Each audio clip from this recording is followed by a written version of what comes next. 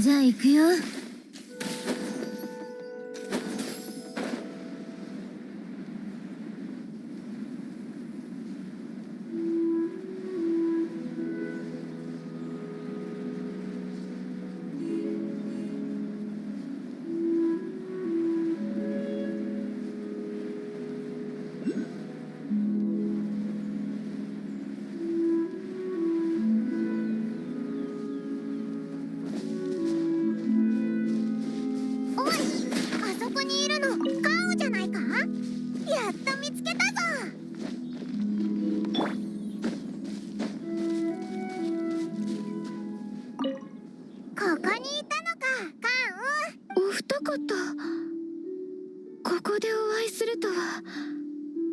何かご用でしょうか？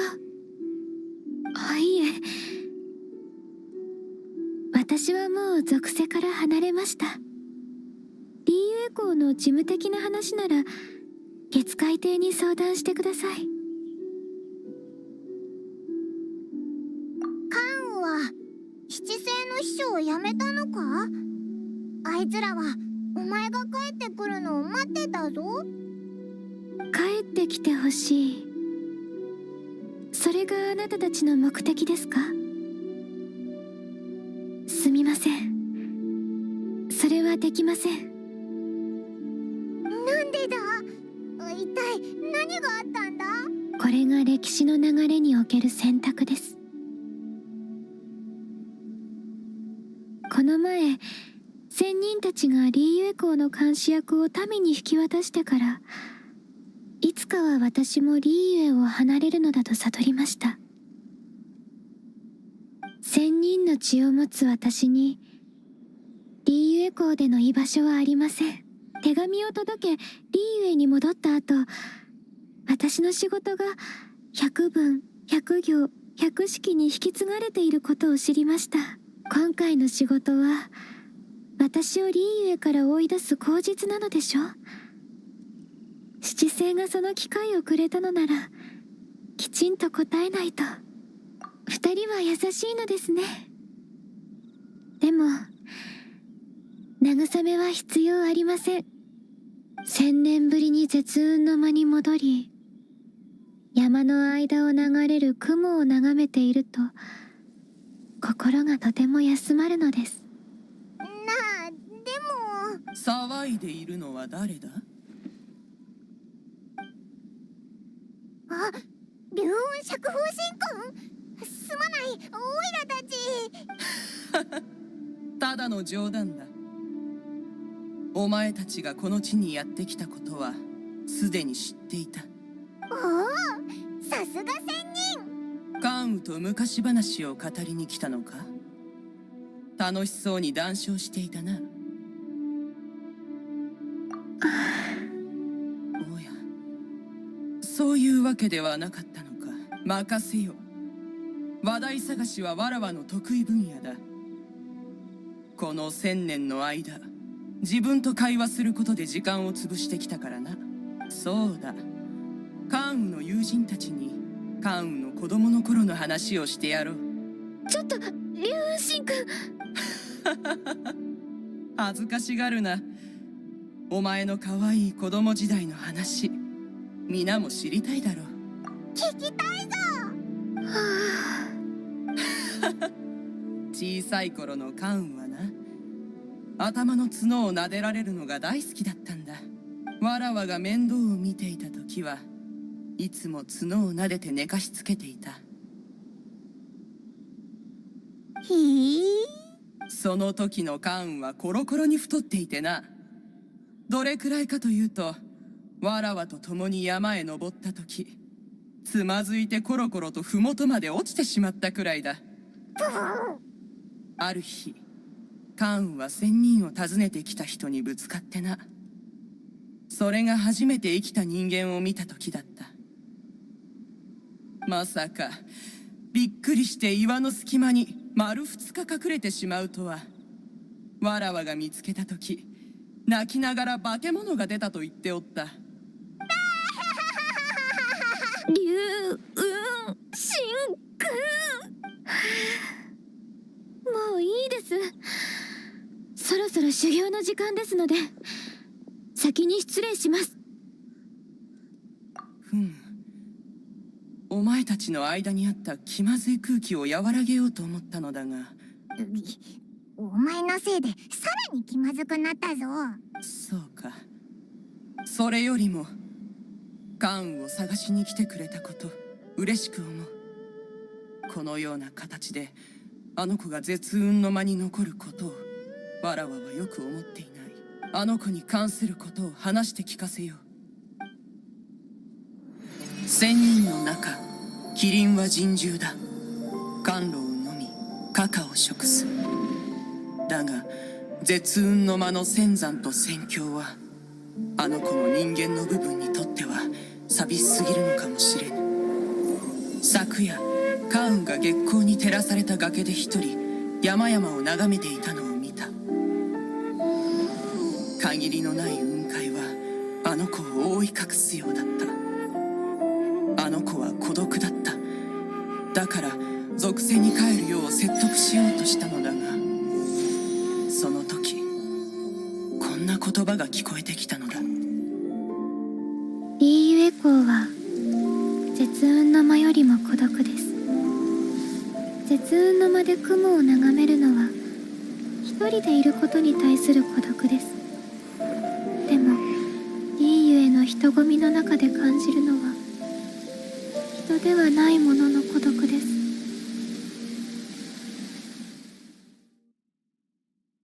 こうしてわらわは偶然にも関羽の思いを聞いてしまった。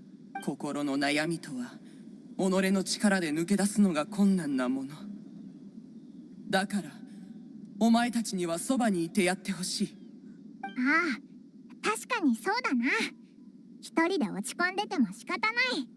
しかもリーユエに捨てられたっていうのも誤解だしな。あ、そういえばさっきカウンが言ってた修行ってなんだ？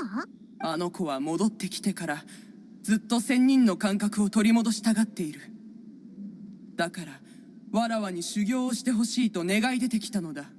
今は修行に備えて奥蔵山の南へ向かっているだろう。わかった、早速行ってみるぜ。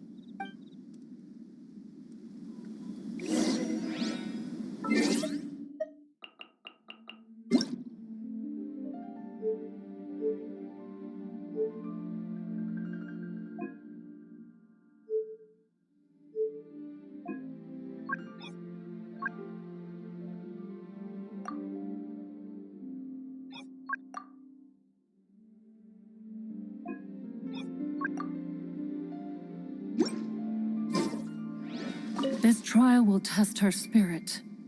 Even so, one hopes that it shall trouble her little.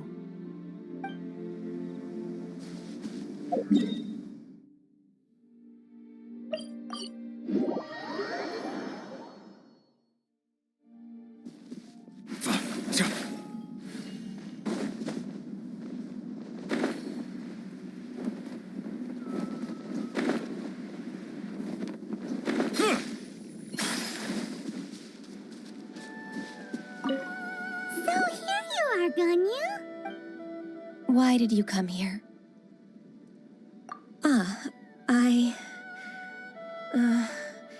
Humans should not remain in the realm of Adepti for too long. Considering the kindness you have shown me, I can let you stay for the Adeptus training.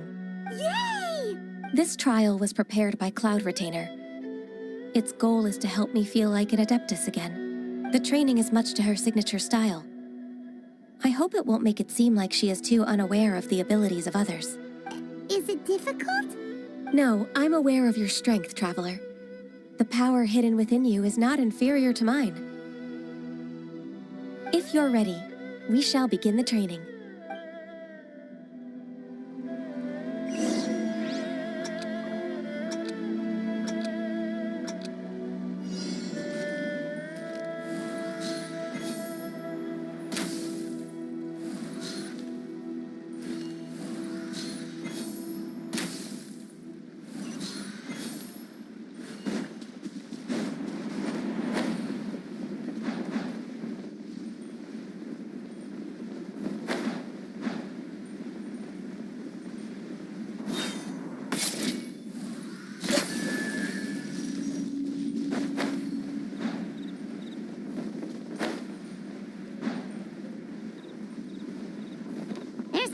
gliding around.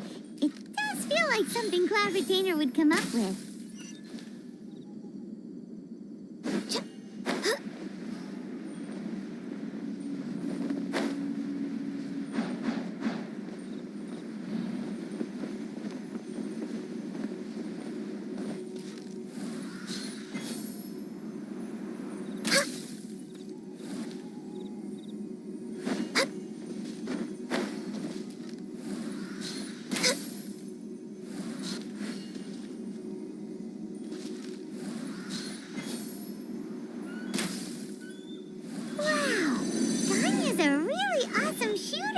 If you could see through the eyes of an Adeptus, you wouldn't be so surprised.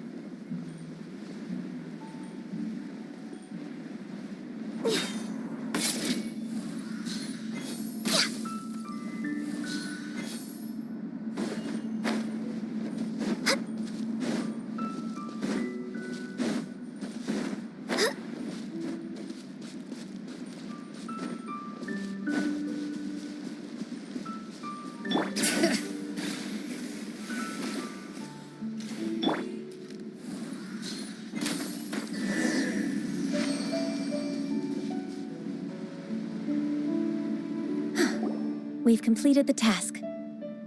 What do you think? I agree. You possess many qualities similar to those of Adepti, despite having none of their blood. Ganyu, what were you planning to do once your training was over? The training's not over yet. The part prepared by Cloud Retainer is only the first trial. Huh? So there are more trials prepared by other Adepti? No. The only Adeptus who can unlock my true potential is... Who is it? Conqueror of Demons. Huh. So it's Xiao. That cold-hearted loner? How come he's prepared a trial for you?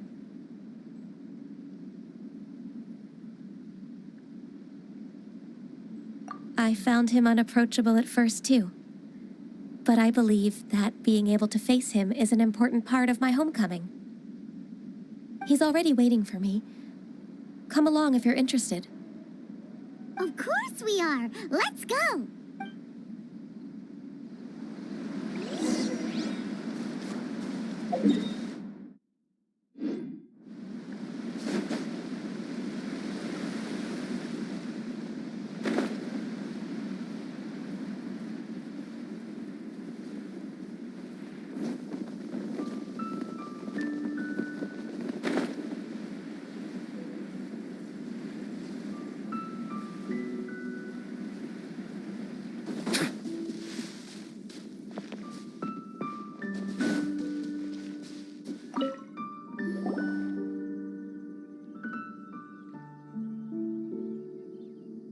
You're half an hour late. I see you still haven't abandoned the wrongful ways of humankind. I'm sorry. I had a meeting with Cloud Retainer. I don't need your explanations and don't require any mutual understanding between us. I'm just helping you with your training. That's all. Xiao is such a strict teacher. You're neither an Adeptus nor a human, always treading the line between the two worlds. It must create a lot of confusion. Instead of explaining yourself to me, you should face your true self. I have nothing to hide. The body and the mind are one. If something worries your mind, your body can help you find a solution. The trial I've prepared for you will explore the true potential of your body. Yes. I'm ready.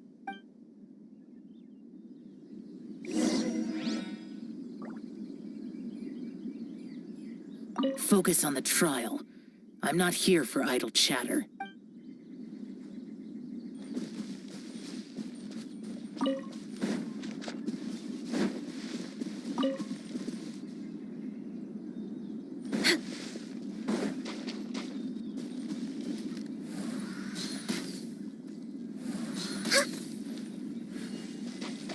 Next on the agenda? The trial's begun! Paimon can feel it in the air. Even the weather's changed. Good watering. The transport cord access denied.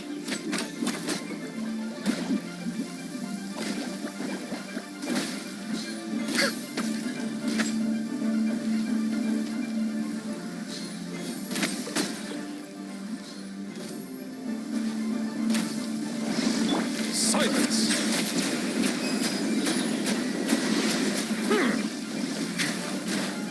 Let the mighty be humbled.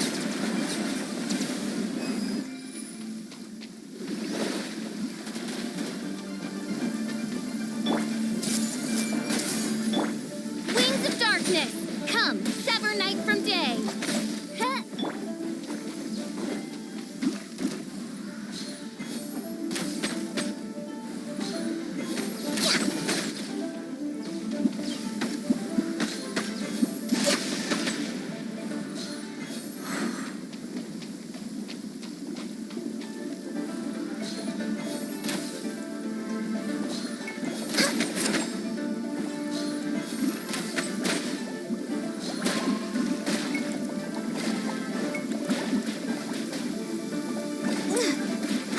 Blaze over.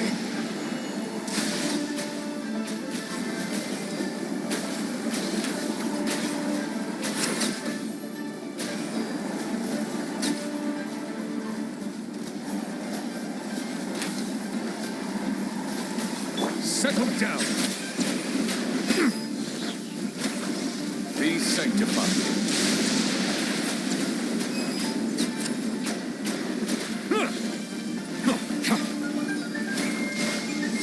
Silence!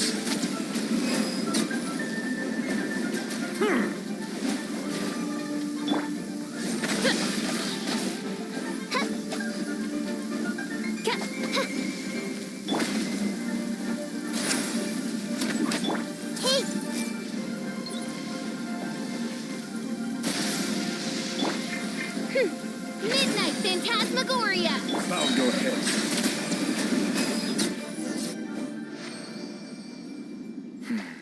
It's over.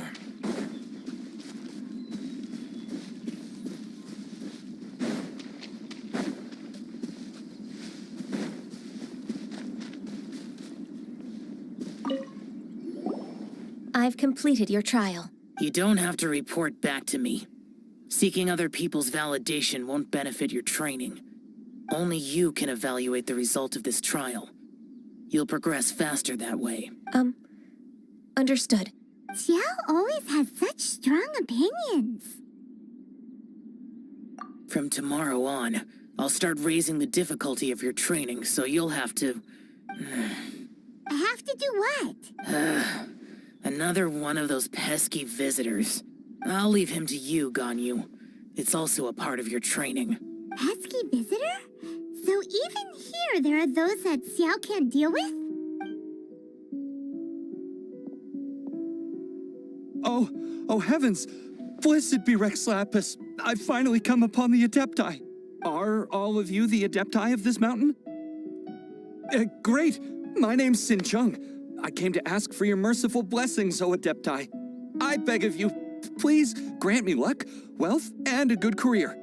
Oh, so it's a pilgrim. I am also one of the Adepti. You can say that I'm an Adeptus in training. Perfect! I didn't come in vain then. Although you sound a bit half-hearted. Doesn't matter. What blessings can you grant me? Wow, straight to the point, huh? Dear Pilgrim, you shouldn't jump to conclusions. Adepti don't help every pilgrim for free. For free? Do you mean that you charge people for the blessings of the Adepti? That's not what I meant. What I'm trying to say is that everything should be earned through hard work and earnest living. It would be unfair to other people if you got everything you wanted for no reason. Hold on. I've heard this all before. You're just like my old man. Always. Your father must have experienced it firsthand. The lives of the common folk are riddled with hardships, but are also full of joy. A person of your age should focus on work and family, instead of chasing after fairy tales. Are you a real Adeptus? Why do you speak and behave like us city folk? You sure you're not one of those swindlers who pose as an adeptus to cheat people out of their money? Ugh, how dare you reprove me? I bet you came here looking for the adepti yourself. He might sorta have a point. We did come here looking for Ganyu after all. Enough. Doesn't matter if you're a real adeptus or not. You're useless. I'm leaving. Nobody's stopping you. Ganyu, don't let that guy ruin your mood. It's not his behavior. The things he said, he was right. I thought that coming back to Jueyun Karst and devoting myself to training would make me feel like an adeptus again. But being questioned by him made me realize that I...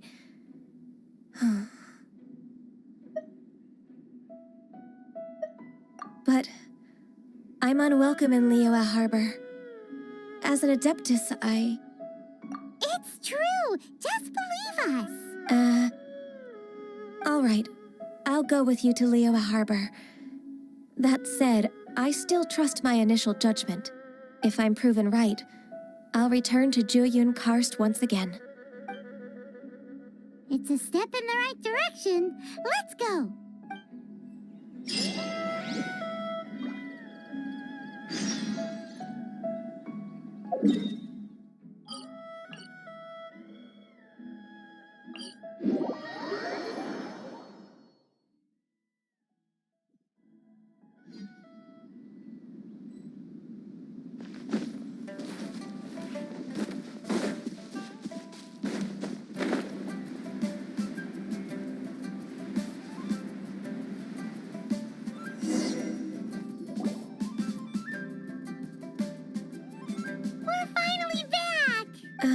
I'm still... Come on, Ganyu! We're almost there! You don't want to turn back now, do you?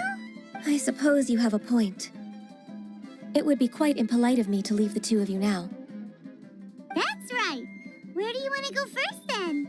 I've spent too much time in the mountains. The first thing that comes to my mind is the sea. Let's go for a walk in the port. Happy to come with.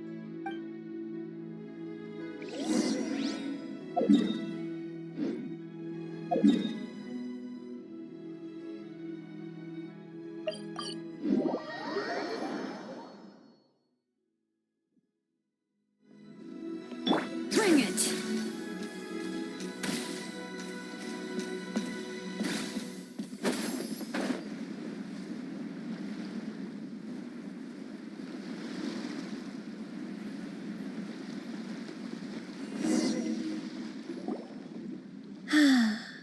The sound of the waves in this familiar port, the smell of the sea breeze makes me nostalgic. Ganyu, you didn't leave Liyue for that long. Why do you look so moved? Well, I used to be so busy. I haven't taken a stroll around here in a long time. Huh. It's true. Ganyu seemed to be working all the time. Well, when I think about my time here, I've spent most of it behind a desk filing documents. It put me in a certain mood, similar to the one I felt during my training in Jueyun Karst, in fact. Is that... It is! It's Lady Ganyu. I wouldn't have thought I'd meet you here. Lady Ganyu? Why are you calling her that? Allow me to introduce Uncle Tien. He is... That's all right. Just tell them the truth. They have done so much for Liyue after all, and I am the one who has yet to introduce myself. Uncle Tien is a member of the Liyue Qixing, the Tianshu. What? This grandpa is a member of the Qixing? The same rank as Ningguang? Hush now. I must ask for your discretion concerning my identity. Fishing in the port and strolling about are the greatest pleasures of my life. I have no wish to be followed around by those armed guards. In most people's eyes, I'm just a forgetful and wordy old man. Uncle Tien is too modest.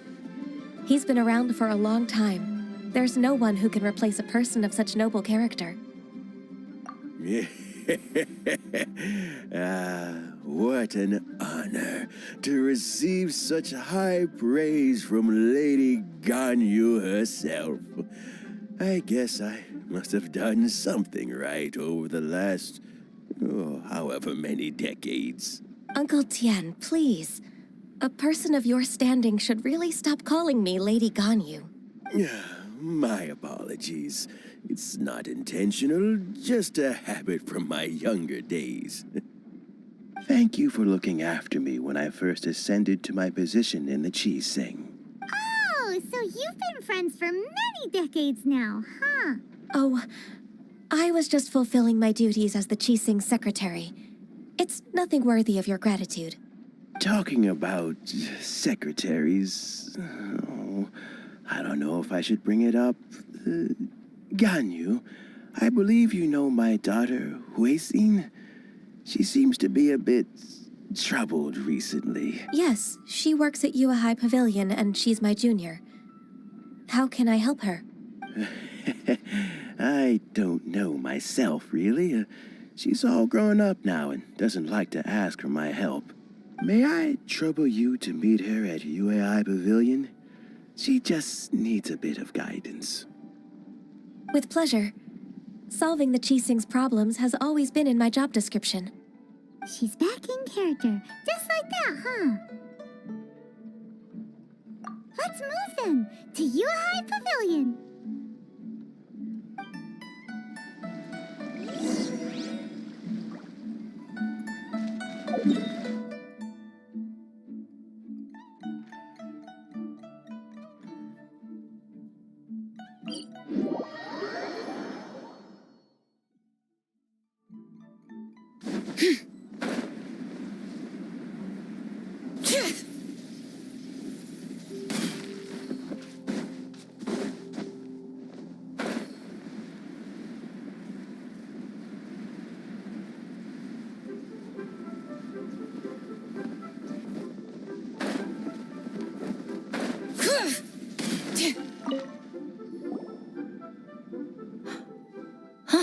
Miss Ganyu, it's been too long.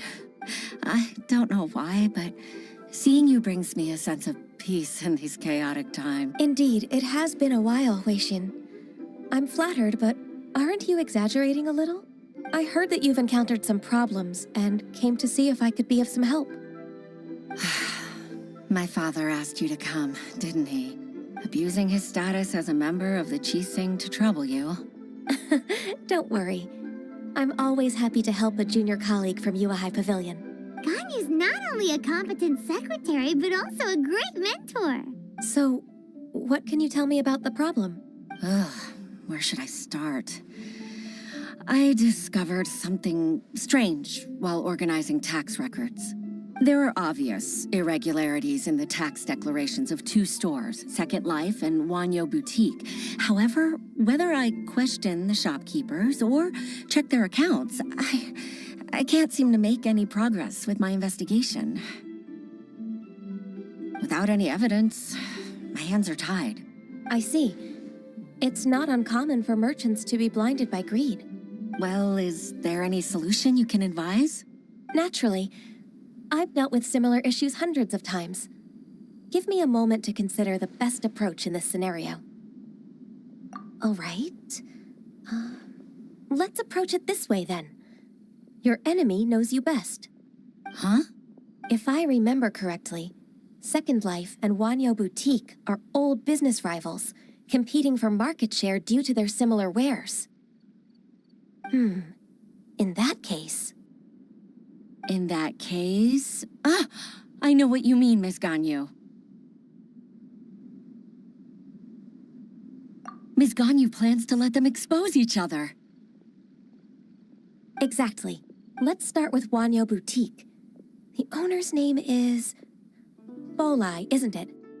Yes, you're right. Follow me, please.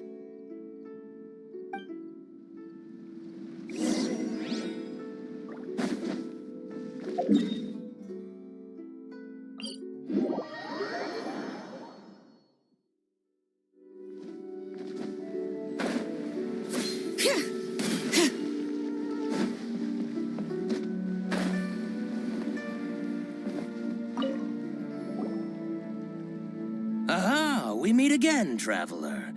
And you must be from the Yuehai Pavilion?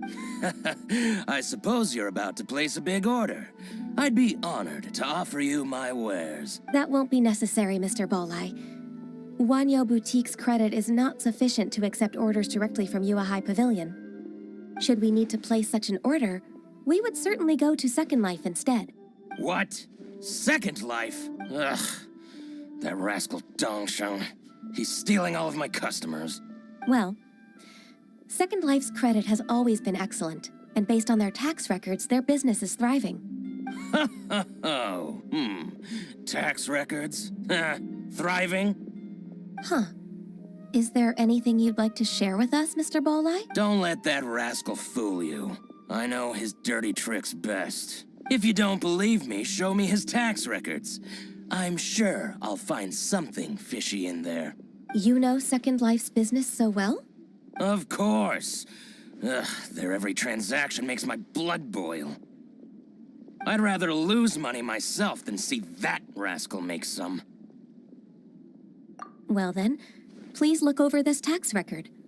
We'll review Second Life's credit based on your observations. Oh, of course. I'll read very, very carefully.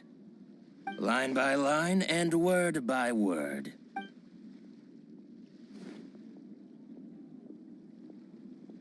Here that exquisite wooden furniture set he bought from Fanmu Carpenters at the beginning of the year. Ugh, he even flaunted it in front of me. Look at the tax record. Not a word about that furniture. And he kept all the profit for himself. I see. He must have gotten rid of all the documents related to this transaction. No wonder there was no trace of it. I told you so. Just as I expected. Ugh, I can't wait to watch him squirm. But, Ms. Ganyu, despite all this, can't he just flat out deny ever making this transaction? He might have destroyed all the evidence, but I believe the supplier, Fanmu Carpenters, might still have some proof of it. Aha, you're right. Master Liu from Fanmu Carpenters must still have the invoice. He wouldn't be swayed by the likes of Dongshan. I hope so.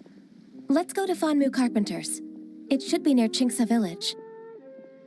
Thank you for shining a light on this case, Mr. Balai. Oh, please, that's nothing. I just hope you won't be lenient with him once you find the evidence. That's the best way to show your gratitude. I'm afraid I can't go to Chingsa Village. It's all right, Weishin. You can stay in Liyue Harbor and finish your work. Leave the rest to us. Oh, that's so considerate of you. Still, I'm sorry to trouble you like that.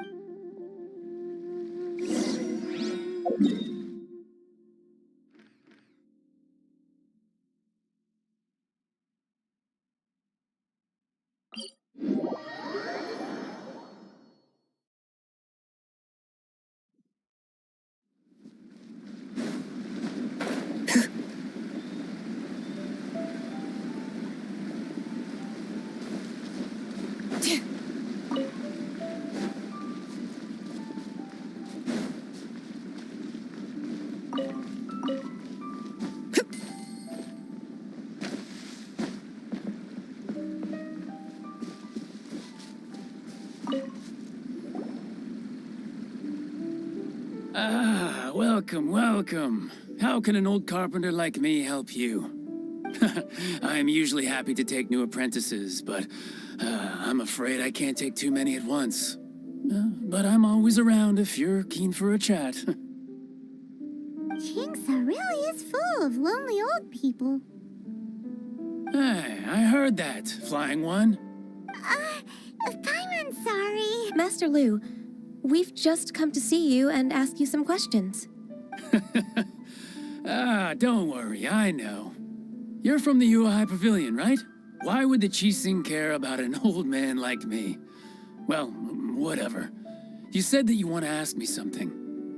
Ask away, then. You're very direct, Master Liu. I will be plain. We're looking for proof that Dongshan from Second Life has been evading taxation. Dongsheng bought some furniture from you at the beginning of the year. Do you still have the invoice or any other record of that transaction? Oh, it's about Second Life. It was a big order. How could I forget? Sure enough, Mr. Balai was right. Could we perhaps borrow that invoice? We won't have any evidence to bring against Dongsheng otherwise. Of course you can. But I'm not so sprightly anymore. What's that supposed to mean?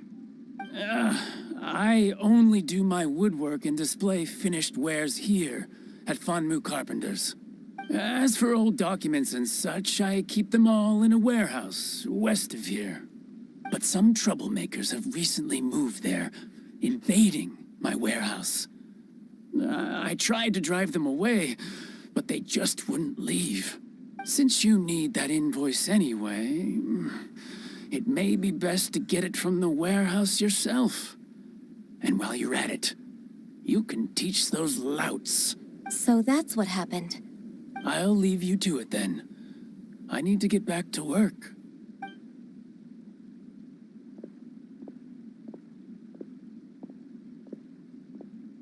Take back the warehouse, find the invoice. Time for us to show our stuff in a fight. Wait, I think I saw one of those troublemakers. Ah, over there. Oh, Paimon sees them too. It's one of the Fatui. They must be plotting something against Liyue Harbor. Maybe they're the scoundrels who invaded Master Lu's warehouse. Ever since Osial attacked the harbor, the Fatui's reputation in Liyue has reached rock bottom. We won't cause a serious diplomatic crisis by getting into some small scuffle with the Fatui within our borders. You need not worry. Besides, I can already feel their malicious intentions. Consider it my intuition as the secretary of the Qixing. Then what are we waiting for? Let's go teach him a lesson.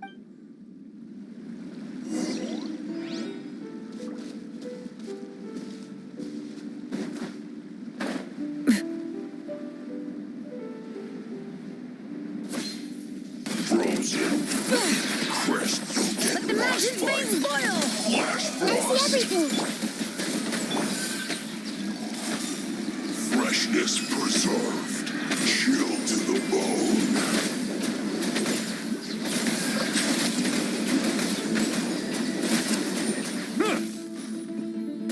Take wings of darkness. Come, sever night from. The tides beckon.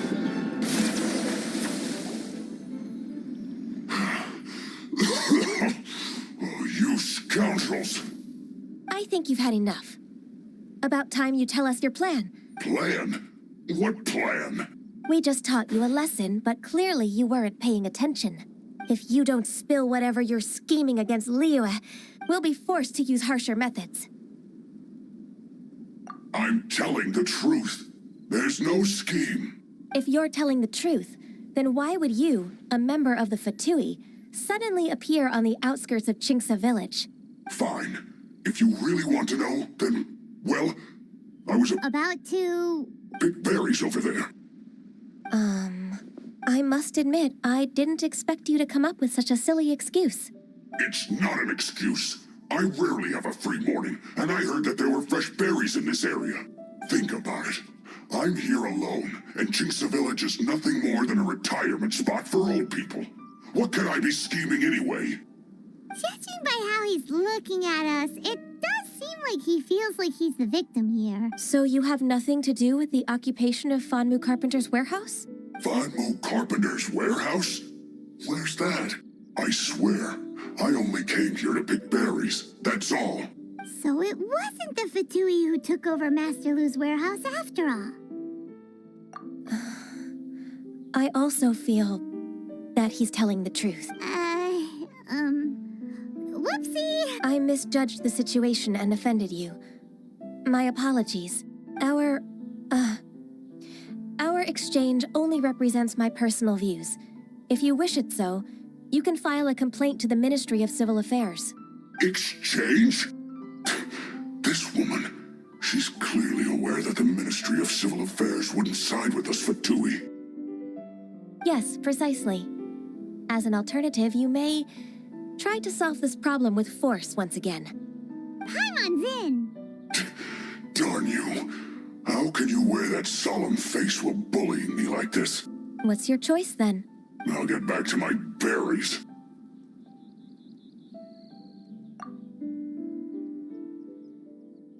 What a bittersweet ending. I made a laughingstock out of myself. I might have spent too much time away from work. My intuition is not as accurate as it used to be. No worries. It's always nice to teach the Fatui a lesson.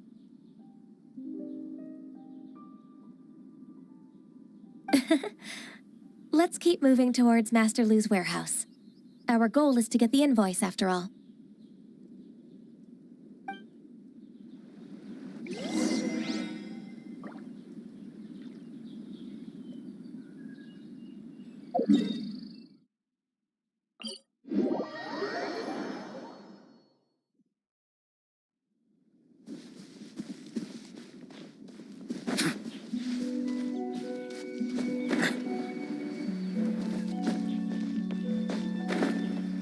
So this is the warehouse. Seems like those troublemakers were nothing more than a few young churros. Let's show them what we got. I hope it is. Oz, reveal thyself. Bring it!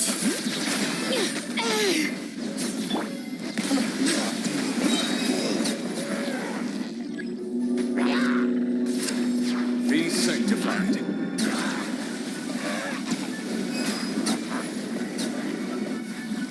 Silence!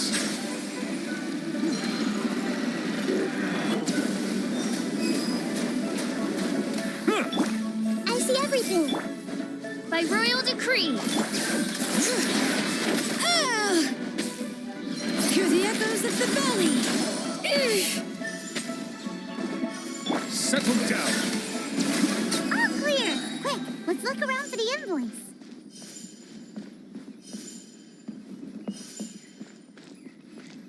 This one is an invoice from One Min Restaurant. Some dining. This one is Wangsheng Funeral Parlors. Oh, so they make coffins too.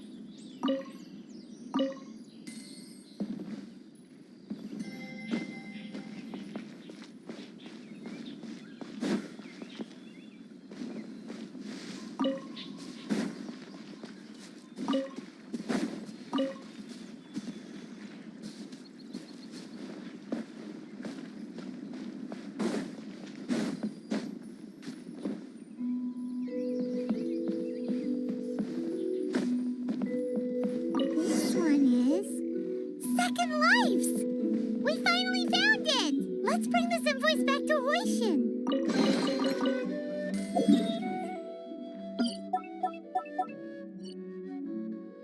Verbally consent to relinquishing these items into your possession.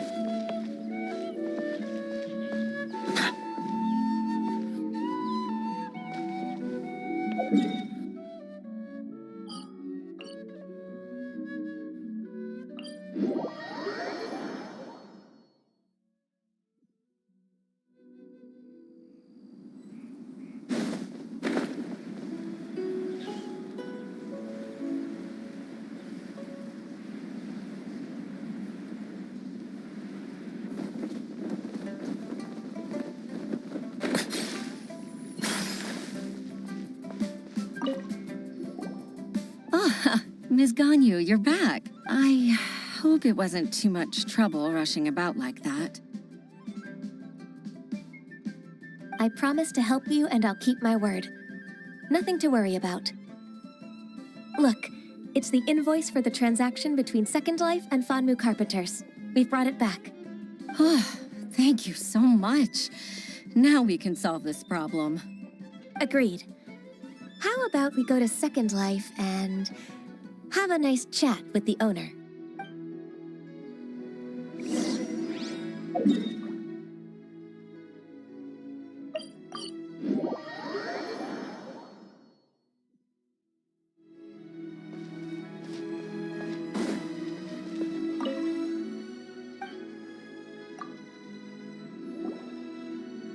Isn't it Huixin from the Yuehai Pavilion?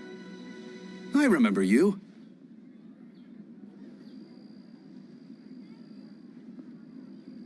I told you that all of my transactions are included in the records. My tax declarations are scrupulous as well. I do hope that my business won't be affected by any groundless accusations. Groundless accusations? Mr. Dongsheng, you seem very sure of yourself. But I sincerely advise that you cease this behavior immediately. It is liable to affect the fine you'll need to pay in the end. No. I'm an honest merchant. I would never get involved with any fraudulent sources of profit. Haven't I made myself clear? Mr. Dongsheng, you've already been proven guilty of tax evasion. I just came here to see if you'd confess.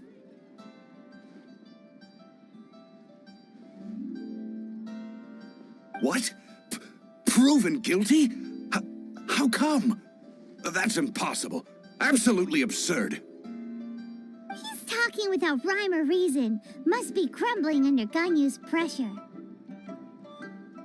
Time for the finishing blow! Mr. Dongsheng, can you tell me what this is? It's an invoice from Fanmu Carpenters. I'm Master Lu. I didn't...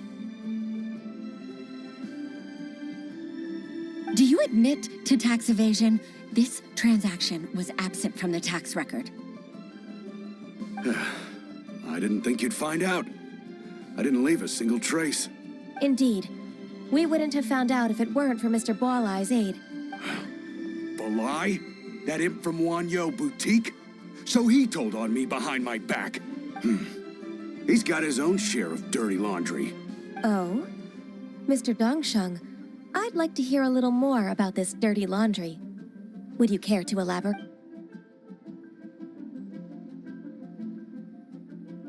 I don't think you'll need my guidance for what comes next. Yes, thank you, Ms. Ganyu. I can take it from here. That's good. I must say, you're truly impressive, Ms. Ganyu. Your enemy knows you best. To think, you came up with this plan and executed it so masterfully. It's actually one of your father's, the Tianshu's, old tricks. I just took some inspiration from it.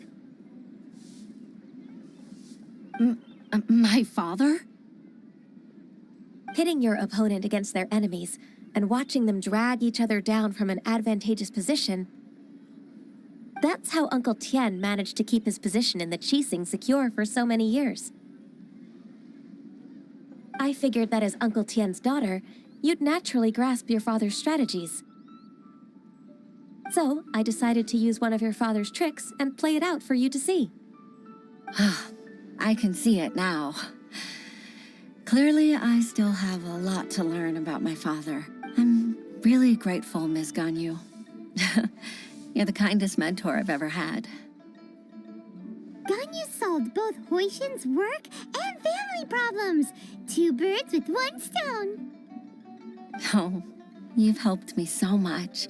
You must allow me to repay your kindness. That's not necessary. No need to be so serious. Then let me treat you to a meal. The Traveler and Paimon are invited as well. I appreciate your help. All right, come on, Ganyu. Just say yes. Let's eat. If it's just a meal, there's no reason for me to decline. It'll be my pleasure, Huixin. Actually, I've already booked Senor Kiosk. I need a moment to prepare everything first. Let's meet there in a while. All right. We dare not refuse such generosity.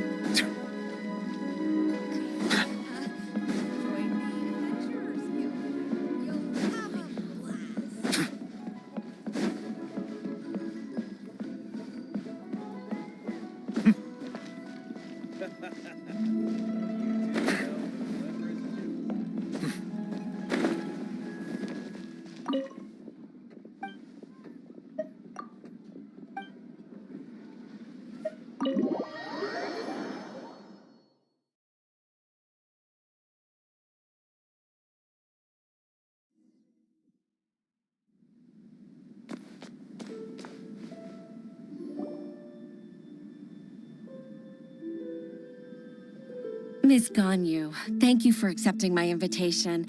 And as for the two of you, your presence is also much appreciated. Sure. That's so kind of you, Huixin. You went to great lengths to organize this. Truth be told, apart from thanking you for all the help... Oh? If there's anything I can help you with, just tell me straight away. Oh, no, I don't really need help.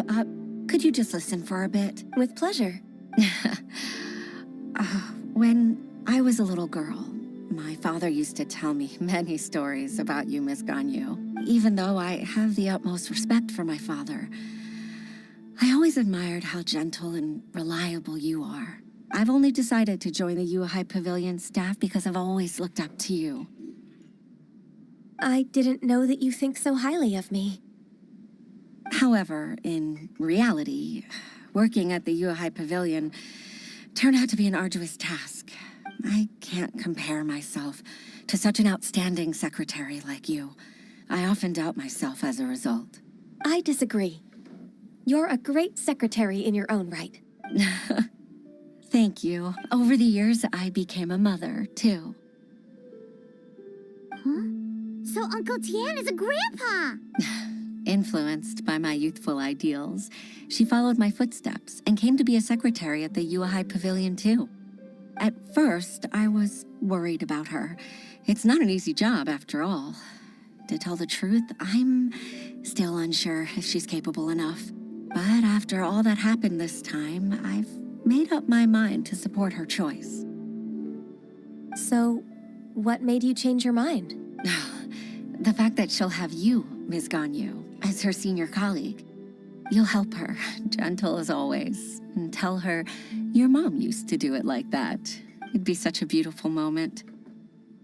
If it's not too much to ask for, she might still need your guidance in 20+ years, too. Huixin, I never thought that I meant so much to you. Just like when you showed me my father's trick. Having you as their witness makes people feel at ease. Witness? It's true that I've witnessed thousands of years of Liyue Harbor's history. All the changes it's gone through, the stories of its people. But I've always regarded it as nothing more than the source of my loneliness. Huixin, you don't know how important those words are to me. You've made me realize that I share another connection with the people of Liyue Harbor, apart from my contract with Rex Lapis. They rely on me, accept me, and long for me to bear witness to their stories. Oh, of course. You're irreplaceable to us. That's right. That's why I can't disappoint you. Hooray! Ganyu's finally cheered up! Even if I've really been supplanted, I wish to fight for my place. I won't let you down. I'm going to fulfill my contract and keep working as the Qixing secretary. Regardless, I'll go back and see for myself.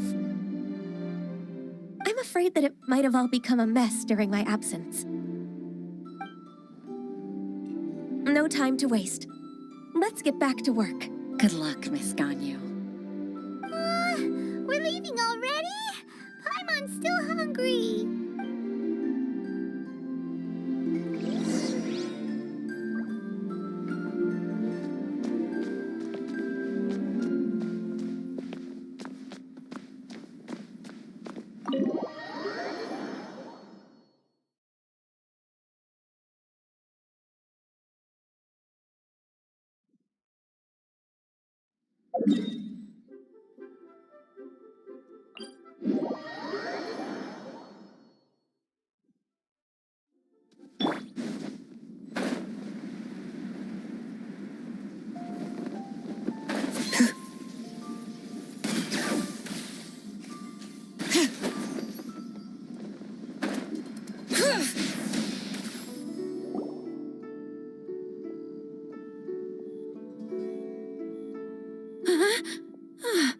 Baisha, are you okay? Did you fall asleep standing up? Look who's back. You even have enough time for leisure? It seems you three are a suitable replacement for me after all. Not at all. We've been working for too long. If we didn't take a break... We wouldn't have survived long enough to see you again, Miss Ganyu. Miss Ganyu, we've missed you. That's so kind of you all, given we've only met once. We've been praying day and night for you to return and take over your duties again. To us, you're like an adeptus coming down to the human world to save all life. Forget all our envious complaints from before. Just free us from this strenuous work, please. All right, I see. Please divide the matters at hand into government affairs, business affairs, and civil affairs. Mark out the tasks that haven't been started, and those that are in progress.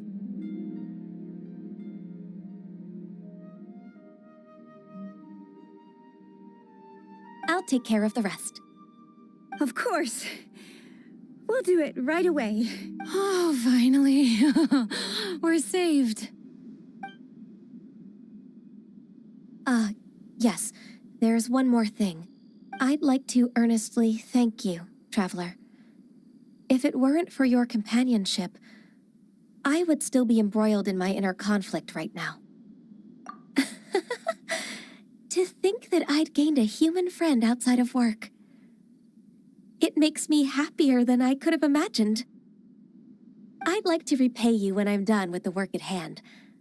What would you say if I accompanied you on one of your trips? Sure, but are you ever done with work, Ganyu? Let's cross that bridge when we come to it, shall we?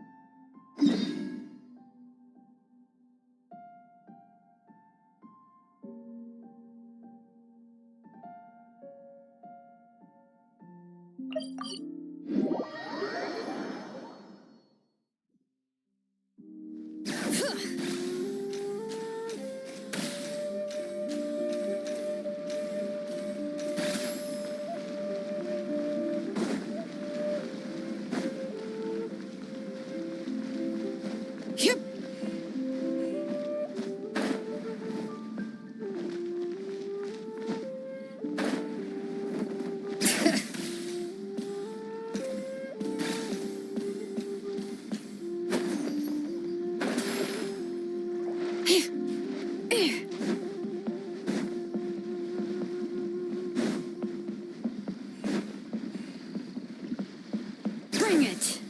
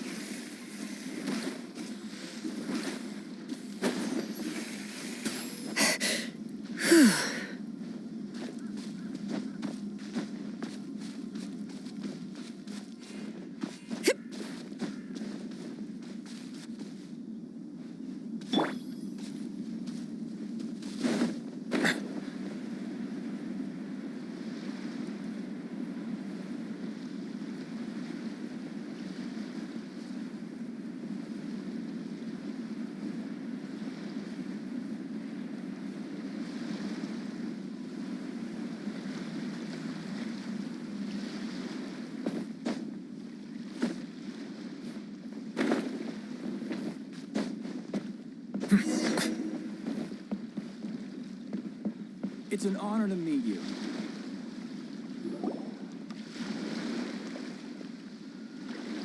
Oh? I didn't think I would see you here. Are these two your friends? Yes. We had the fortune of meeting not too long ago. They are quite a knowledgeable and talented pair, and a pleasure to be around. Traveler, we were just discussing the history of Rex Lapis. Would you like to listen? This, good sir, seems not to appreciate the almighty power of the Lord of Geo. As a professional archaeologist, I'm inclined to correct some of his erroneous views. We are discussing the whereabouts of the first Mora. The first Mora? As everyone knows, the Lord of Geo taught the ancient people of Liyue the craft of smelting, creating goods that allowed them to develop trade with the early nations of that time. Today, Liyue holds the sole right to cast Mora in the entire continent of Teyvat. The world's very first Mora should have been cast by the hands of the Lord of Geo himself thousands of years ago. According to my research, as well as my own hypothesis, I believe that this coin of unique historical significance has been passed down secretly through the years as a kind of token. For example, perhaps the Qixing who control the Liyue use it in some kind of unknown ceremony they hold when they come to power. No. My research indicates that the first Mora coin is not such a simple thing. Mora is a catalyst. This we all know. Even today, Mora is used in the mystic arts for its curious properties of weapon enhancement. The world's first Mora would no doubt possess the strongest power. My next historical treatise will boldly expound on the newest findings from my intense decade-long research. That is, that the Lord of Geo used this original Mora as a catalyst to enhance a dagger and a sword. A dagger and a sword? Well, buy the book when it comes out to read the full story. For now, I will only reveal this. The one who finds the dagger shall become supreme in Liyue, and the one who finds the sword may be crowned Liyue's sovereign. I can't say I agree. Let us not speak of the authenticity of the dagger and sword first. But Mora and money came about simply because they are a convenient measure of a contract's value. Rex Lapis just meant for Mora to serve as a catalyst for people to exchange and trade. The world's first Mora is probably just an ordinary coin created by Rex Lapis. As for its fate, the same... I think that Mr. Hanshua's hypothesis seems reasonable. Mr. Zhongli's argument, on the other hand, lacks any evidence. How can you so easily dismiss the Lord of Geo's profound foresight? No, I am not debating right or wrong. I am simply stating a fact. Enough. Do you think you understand the Lord of Geo more than me? I know but little about history, and I wouldn't dare to brag. But discussion is meaningless if everyone has the same opinion, no? Well then, answer me this. Long ago, when Liyue Harbor was being constructed, the Lord of Geo taught the people how to build houses. The model home he used to teach them was completely cast from Mora, correct? That is correct, indeed. Okay, then tell me. Why would the Lord of Geo do something so extravagant, if not because of the mystical power that Mora contains? There's a simple explanation, really. To the god of wealth and commerce, what material is easier to get than Mora? Oh. Huh. I mean, I am talking About Rex Lapis. Excuse me, sir. I have some questions about archaeology. Can we find somewhere quiet to chat? I mean... Oh, it's no problem at all. But may my friend accompany us? Perhaps they could be of some help. Of course. They can come if that's what pleases you, sir. Let's go.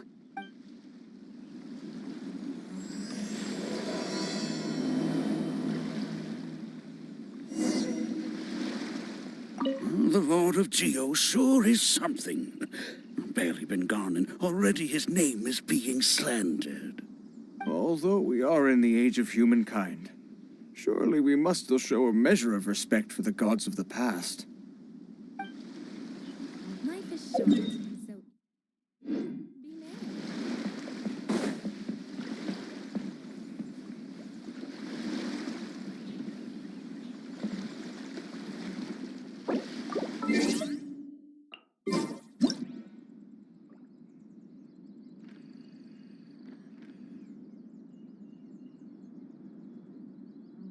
Water comes in many flavors to the discerning palate.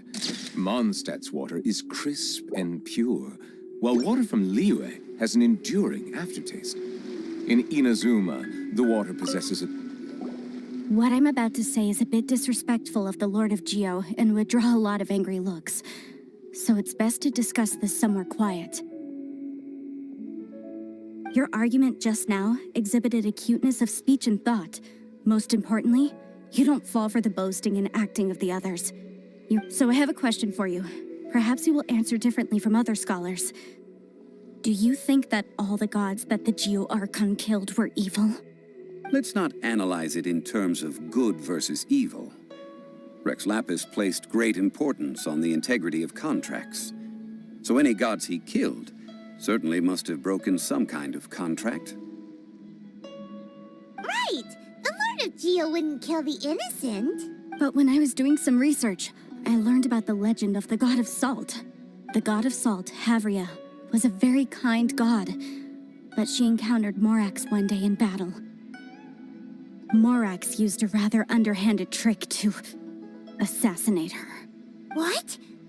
No way! This bit of history is a long story. But you may not like the truth when you hear it. Don't worry, please tell me what you know. This event, I've already searched for answers for a long time. No, it's just... Where should I begin? Over here, Mr. Zhongli. I've been looking for you. So you're over here all this time. Put down your weapon and stay back. Otherwise, Paimon's reporting you to the Millilith. First of all, I'm not holding a weapon. There's no need to overreact now. I'm simply an archaeological researcher from Snezhnaya. I'm not here for trouble. The Fatui say that every time. But this time, I registered with the Liyue Ministry of Civil Affairs. I could show you the official documentation if you want to see it.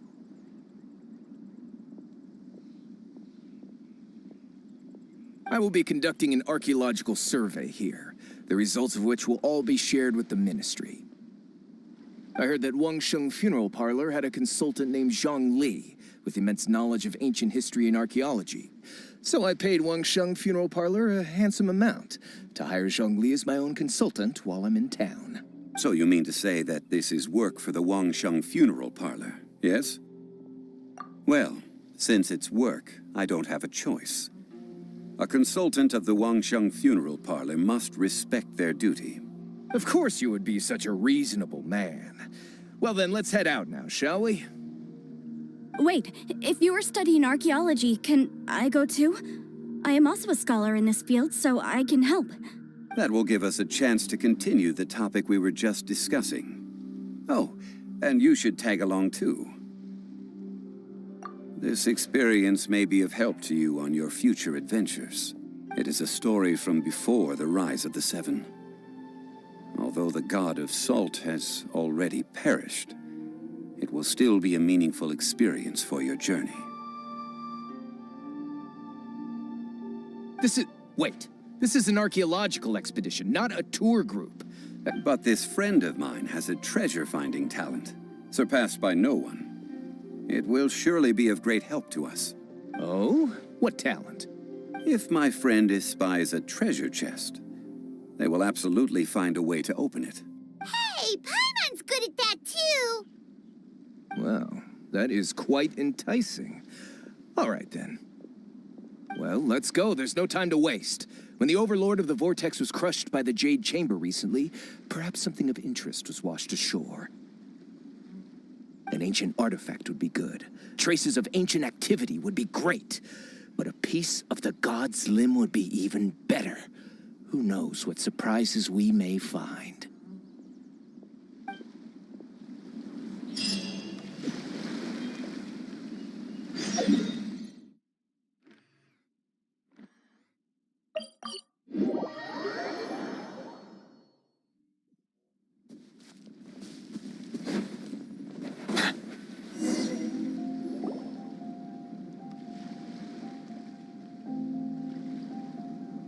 This place looks so ordinary. Can we really find anything valuable here? Huh? Paimon thinks it looks really grand. I don't mean the scenery, but rather that there should be something out of the ordinary. A big battle did just occur and all, and I don't even know where to begin looking here. Guyan Stone Forest is actually the perfect place to be, if you wish to learn about the gods or the history of the Archon War. Legend has it that Rex Lapis threw spears made of large rock into the sea here, piercing and crushing the Overlord of the Vortex. After many years of wind erosion, those stone spears have turned into the unique rock formations we see now. These mountains were the Lord of Geo's weapons? What we see now is just the part of them that remains. The stone spears hurled by Rex Lapis all those years ago were much greater, both in number and in size. But due to the different angles they landed at, their large centers of mass, erosion by seawater, and years of gravity, many of them have been completely swallowed by the sea.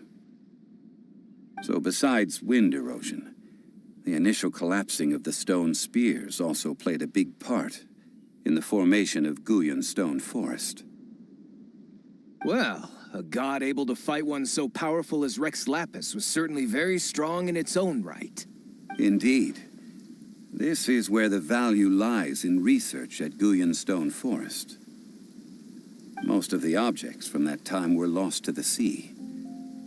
But the gigantic waves created by the Overlord of the Vortex have given... So you're saying that if we look carefully, we'll be able to get very, very rich. I mean, rich with archaeological knowledge and historical value, yes? That's all I seek in life. Well, since we brought so many people, I think it would be best to split up and look. Okay then. I will go with my friend here. Although I have a smattering of knowledge in various disciplines, when it comes to archaeology, I can't compete with the expert here. Huh? Me? What's the matter? This is your profession. Why are you so surprised? I get it. I'll escort him then. Okay. If we find anything valuable or rare, let's meet on the shore opposite from here. The ancient god probably left behind lots of elemental marks. Following them should make our search much easier. Well, go ahead then. Use your elemental sight to look for any marks.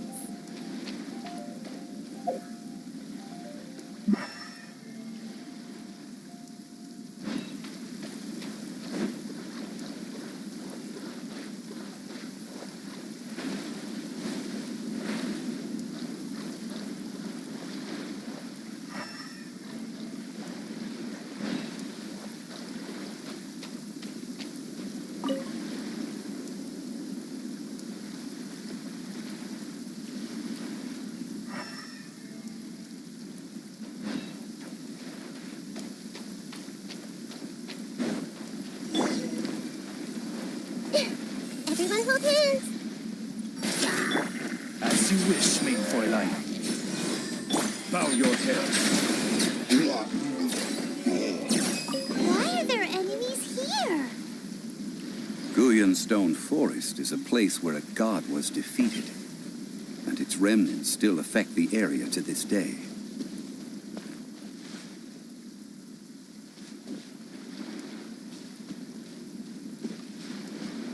Bring it!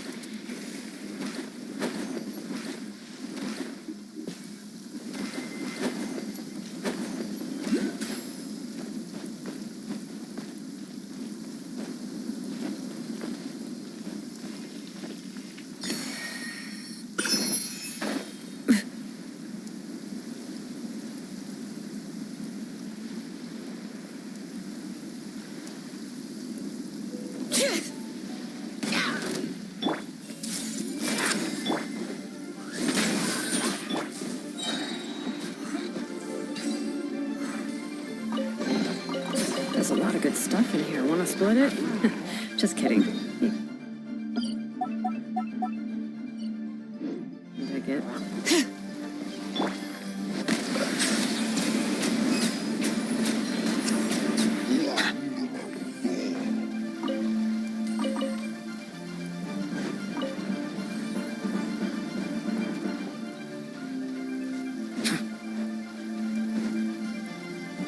Silence!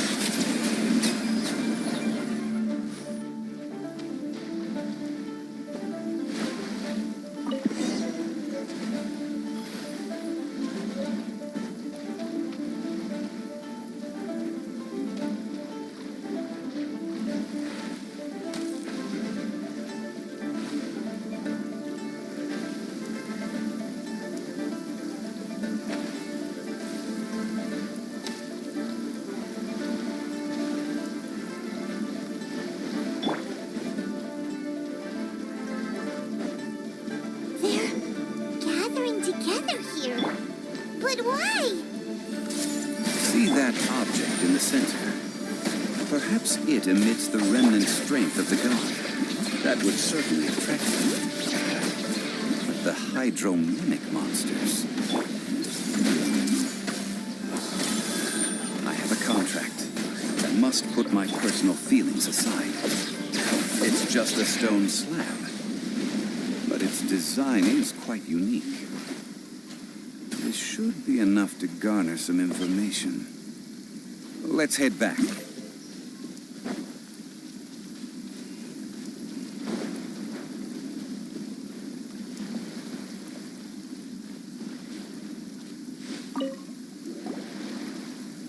You call yourself a scholar of archaeology? You can't even recognize this or that. What are you good for? We all have our areas of expertise. I already tried very hard to explain. Oh, stop arguing! What in the world happened? This girl just keeps bragging about how she's an archaeologist, but she doesn't even know anything about the surrounding ruins. I even know more than her. She left me to rely solely on guessing, experience, to find anything valuable to take back. Ugh, what a waste of time. I've just been researching the god of salt, so I'm not familiar with sea relics. Is that so strange? And you kept asking about how much Mora everything is worth. Can the value of relics only be measured in Mora? I mean, isn't measuring their value in Mora the easiest way? This also matches the traditions of Liyue. Now, calm down. No need to make a fuss. We were able to bring back some intriguing objects. Let's have a look. Oh, what a shame. These objects were indeed washed ashore by the Overlord of the Vortex, but they have nothing to do with the god besides being in the vicinity at the time. The stone slab we found, however, has a mysterious pattern and faint aura of divine power. Perhaps it will be useful for research purposes. Quick, give it to me. At least we didn't come for nothing. The power of the gods, yes! This is good. Oh, but these other objects are certainly worth a little something, right? It should be enough to cover the cost of hiring you. It's all mine. So, it's only valuable for research if there are remnants of divine power on it? Not at all. My quest to uncover the history of the God of Salt is because history can tell us about culture and beliefs. But you're just trying to use archaeology to get rich. Nonsense. I'm a professional archaeology researcher from Snezhnaya. I swear. If I'm lying, may the Lord of Geo strike me down. Oh, by the way, you probably don't want to sell that teacup. Oh? Why's that? That's not an ancient teacup. It's part of Ningguang's collection. It must have fallen here along with the Jade Chamber. Ah, I see. What a shame. It was of such high quality, too. See? You do want to sell these objects! But, so what? Why can't I pursue wealth both intellectual and material? Don't be so simple-minded. All right, then. No need to stay here any longer. I'm rather quite intrigued by the God of Salt, too, actually. Let's go to Salterai next.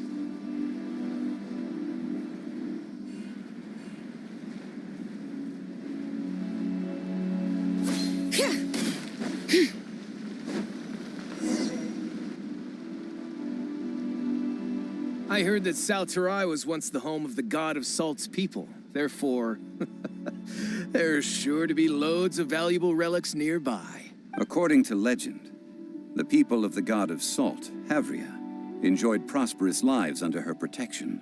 But this legend has been around for ages. With the countless scrap collectors and treasure hoarders in the area, there probably aren't many valuable things left here. Oh, good. That's just great. If I knew it was picked this clean before, I wouldn't have come. About that, I know there's a ruin deep in this cave here. It's related to the God of Salt, which is actually how the area originally got its name of Salterai. However, the ruin entrance has been sealed by a mysterious power. Nobody has been able to break the seal. I found a mechanism that seemed to be related to the seal, but when I undid the mechanism, so at the moment, the seal's origin and how to break it are very important topics in my research on the God of Salt. I don't know, there's no concrete evidence, but I'm pretty sure the seal is meant to hide some kind of long-forgotten truth. The God of Salt was a benevolent god, adored by the people, not to mention powerful. She wouldn't have any kind of shameful secrets to hide. So, the one who wants to hide some truth is very possibly her killer. Morax. This doesn't sound like something the Lord of Geo would do, though.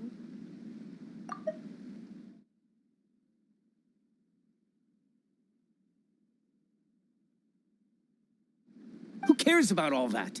It sounds like countless treasures of the God of Salt lie within this ruin, just waiting for someone to find them, right? You weren't listening at all, were you? Even if there's a mountain of treasures inside, nobody can get in if the seal isn't broken. Ah, but we have the illustrious Mr. Zhongli with us. He looks like he knows just about everything. A little seal shouldn't be any trouble for him.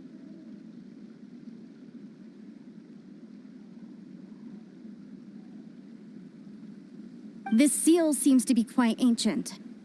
Even Mr. Zhongli may not know all of its secrets. I may know something about it. What? Over the years, I've heard various rumors with bits of knowledge about seals. Although their references seem rather disorderly, they do in fact contain the secret to breaking seals.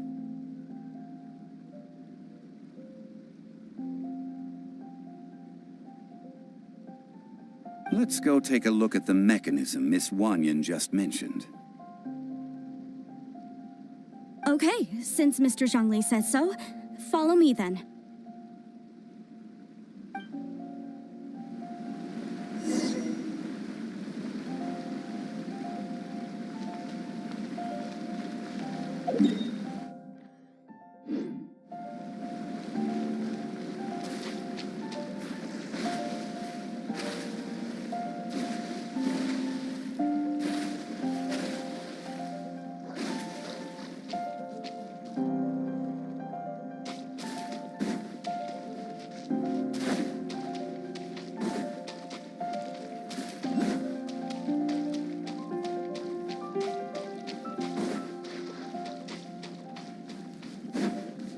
Here it is.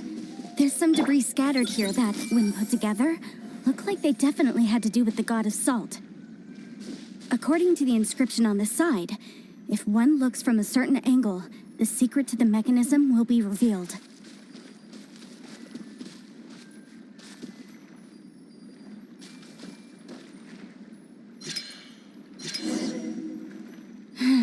See that?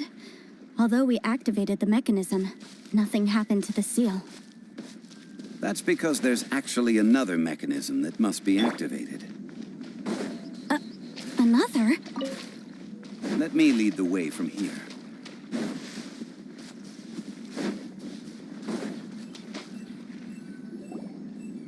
This place seems familiar.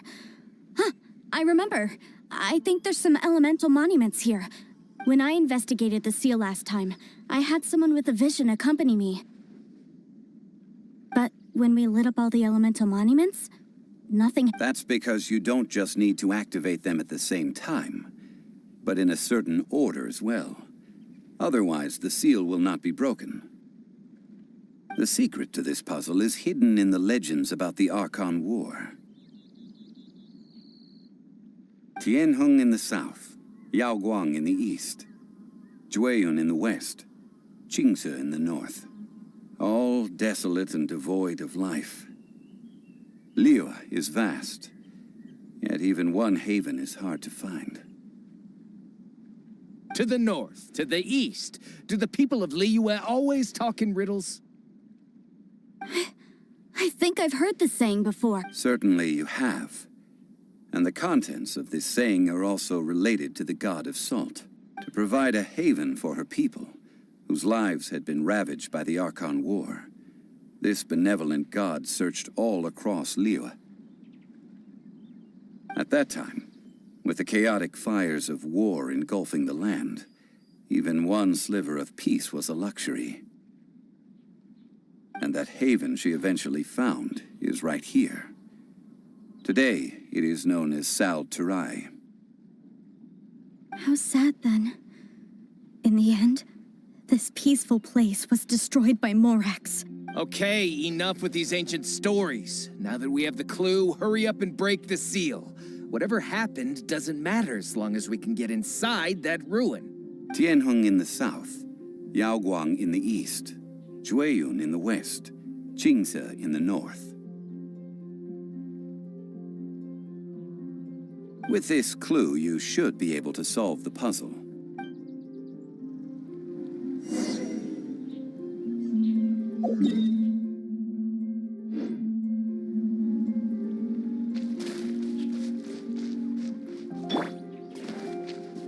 I everything. By royal decree. Bow your head.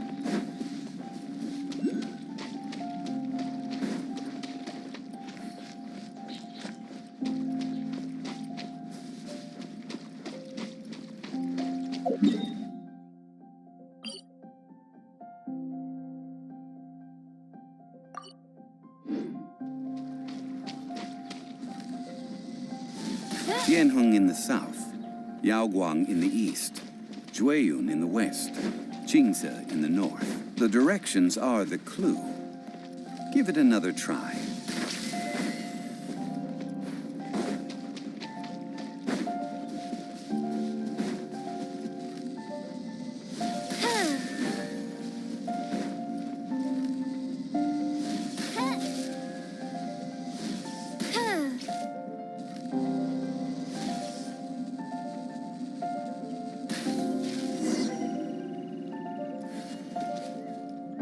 Look!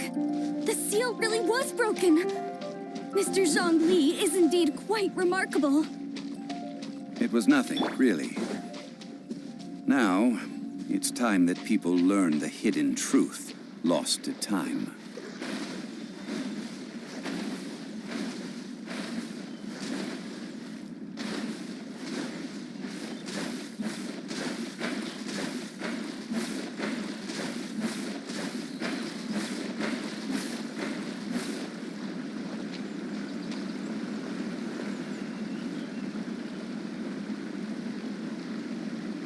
Before entering the ruin, I have a proposal that will help us prevent the kind of senseless arguing between you two that we saw at Guyonstone Forest. Okay. I propose you two agree upon a contract, stipulating that we alternate who gets claim to each treasure we encounter, with only one object permitted per claim. To show my sincerity, I won't be taking any treasure. This will just be between you all. Hey! Don't pass an opportunity like this up so easily! I don't agree. I mean, you want me to split the treasure with this amateur archaeologist? No, absolutely not. I don't agree either. He will only defile the precious relics left behind by the god of salt. I can't accept this. Well then, if the contract is not agreed upon, I will no longer serve as your consultant on this expedition. You will have to rely on your own experience to find whatever treasures are hidden in this ruin, as well as traps. You have the audacity to demand this. Okay then. Even half of the treasure in the long-sealed ruin of the God of Salt should be enough to make a fortune. If you want me to agree upon this contract, so be it. I just have one request, Mr. Zhongli. If we discover the truth behind the God of Salt, you must judge it fairly, even if the truth harms Morax's image. I can accept this arrangement. Well then, let's go.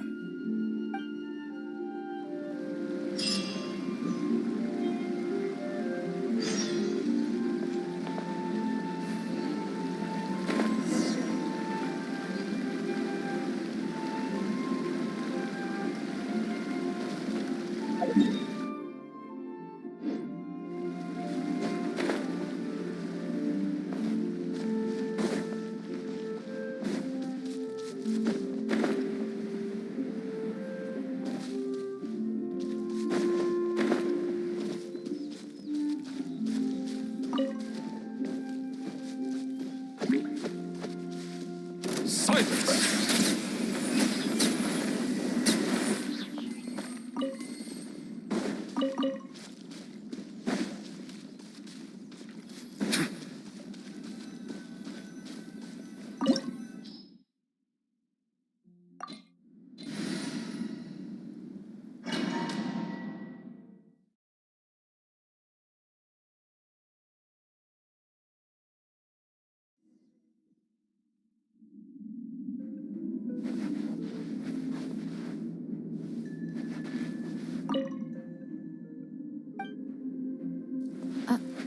Are these statues? No. These are people. Ugh. They were probably followers of the god of salt. How did they become this way? What in the world is hidden deep in this ruin?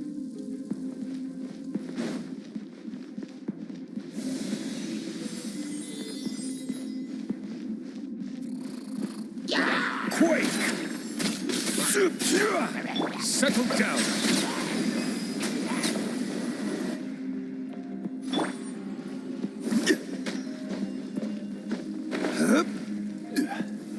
Solidify! Bow your head.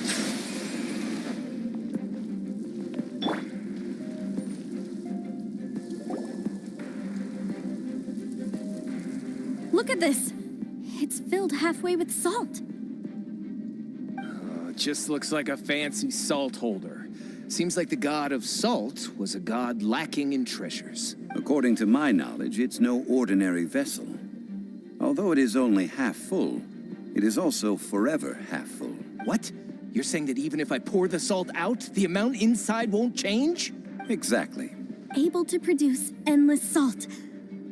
The god of salt is powerful indeed. Finally, after all that effort, I've found precious treasure. I claim this as mine. I just need to pour the endless salt into 1,000 or 10,000 bags. I can sell it and make a fortune. Hey, how can you use a relic of the god of salt for such a shallow pursuit? If Mr. Clement wants this salt chalice, then the next object we find will belong to Miss Wanyan, according to the contract agreed upon. Of course, as we agreed. But how can anything be worth more than this rare find? Since we have a contract, it's no use for me to fight with him. Then let's move on, shall we?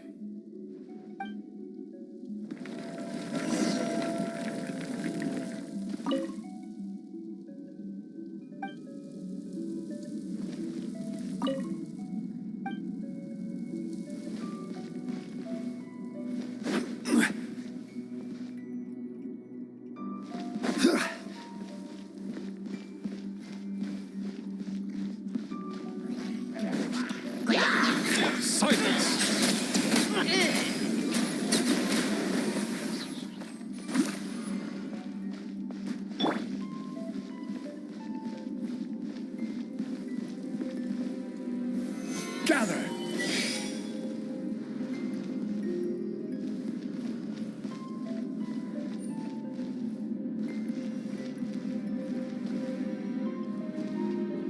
Crumble!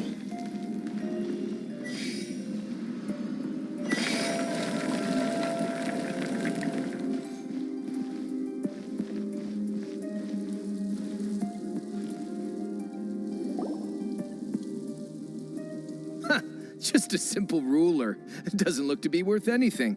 This, if I remember correctly, this is some kind of measuring tool. Indeed.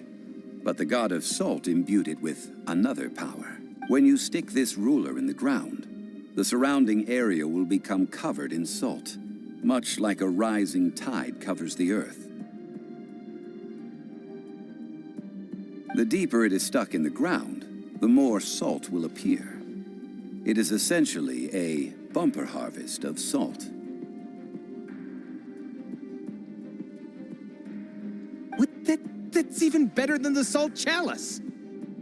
Well then, according to our contract, the salt ruler goes to Miss Wanyan. No, unacceptable. I paid for and organized this entire expedition. Why should I get the short end of the stick? This girl has been useless! Why would she get anything? Oh boy, here we go again. So you are saying you want to break the contract? So what if I break it? Now that I've seen how the mechanisms in this ruin work, I no longer need you. Let's not forget who hired who here. Why should I let you make the rules? Because you agreed to a contract. Rex Lapis once said, "Ones who break their contracts shall suffer the wrath of the rock." That is one of your Liyue gods. I am from Snezhnaya. I will suffer the wrath of the rock. You may find it rather unpleasant. Pay your dues. Quake! Hey! Oh, it's revealed I... This again. Settle down.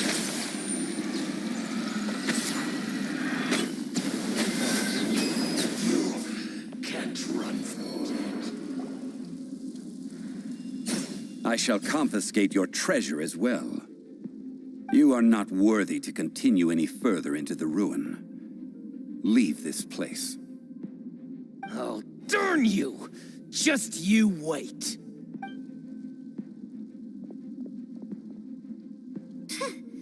Some archaeological survey. He could only pretend for so long. Hey, Paimon likes Mora, but Paimon doesn't do bad things.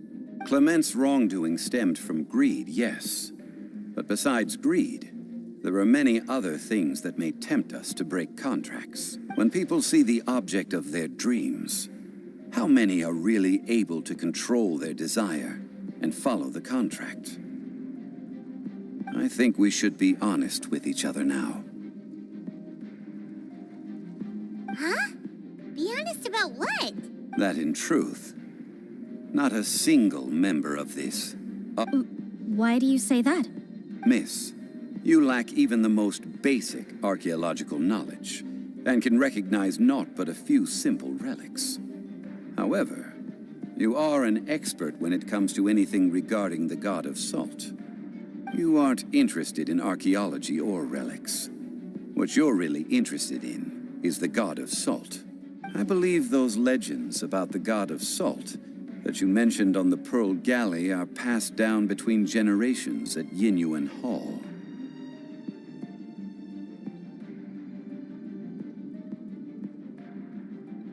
Okay, that's enough. Sir, you are indeed a man of great knowledge and talents. I seem to have been right to seek you out once I plucked up my courage. You're right. I'm not a scholar of archaeology. I come from one of the 8 trades under the jurisdiction of the Qixing, Yinyuan Hall of the salt industry.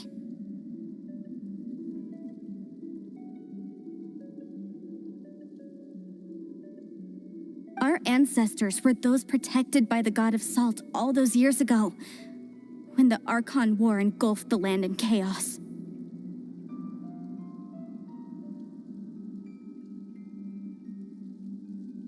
Oh, right!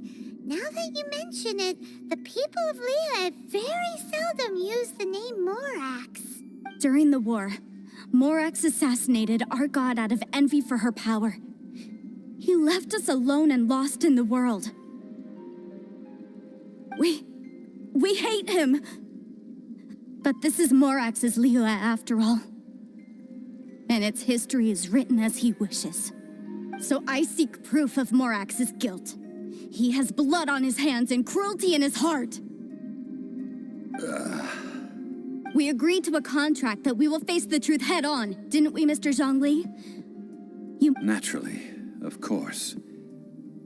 But I must add, Liyue is no longer Morax's Liyue. Come with me. All the answers you seek lie ahead.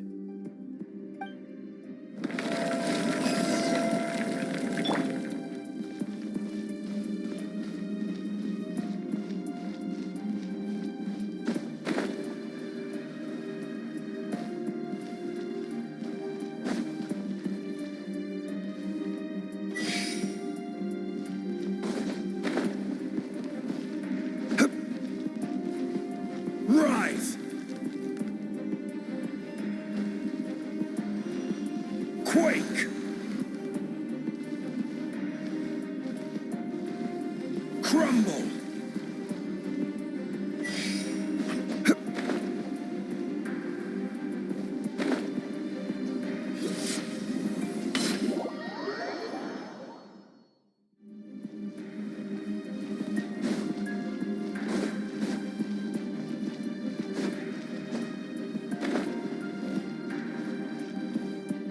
Rise!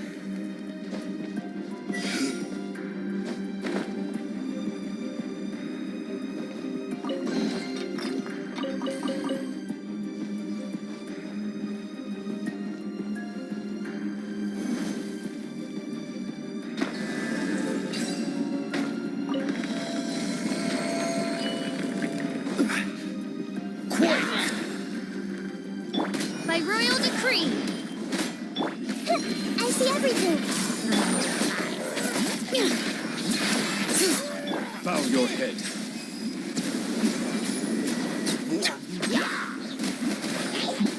Everyone hold hands! This is order. Settle down.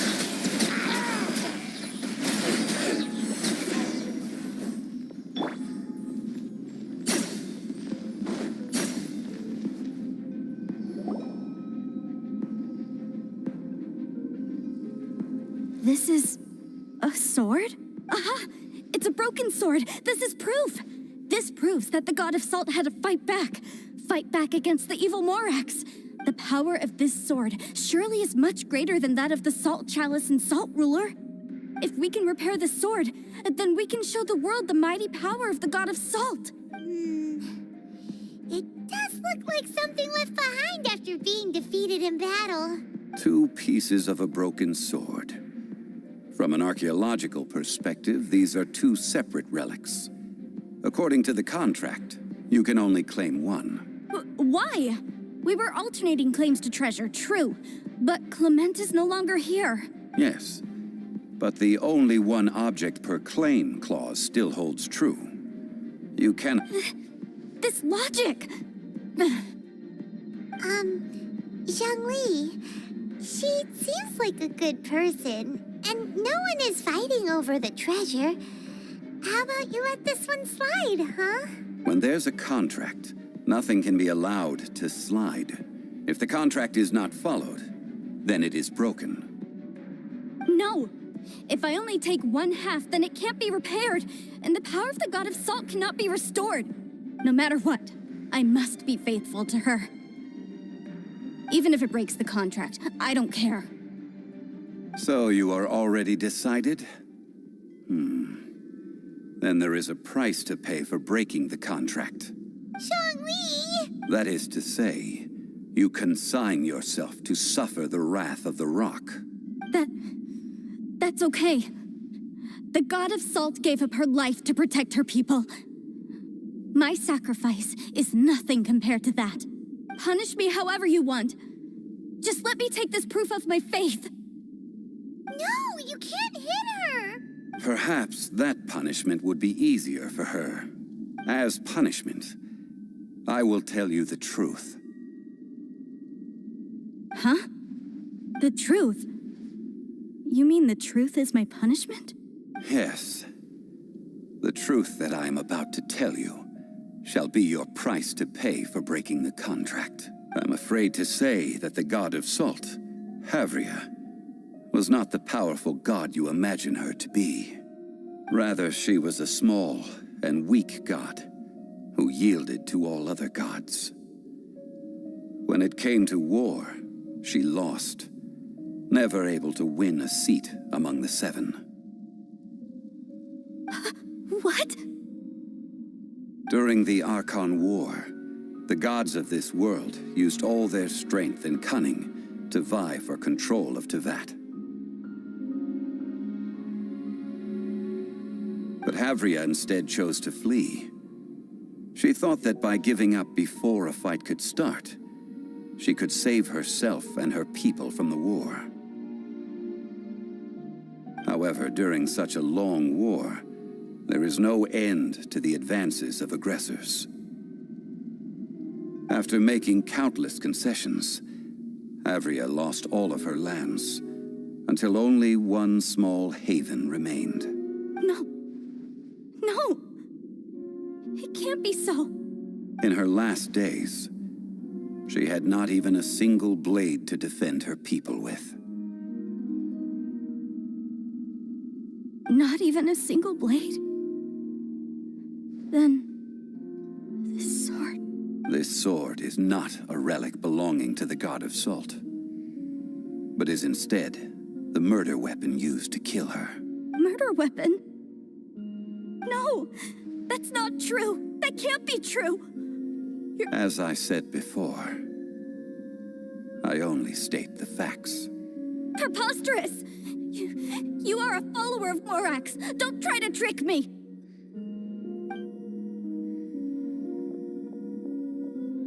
Hey! Come back! It is a punishment after all. I did not want to tell her such cruel facts, but the contract was broken. Let's follow her deeper into the ruin. There, I fear, we will find something that will leave her no choice but to face the truth.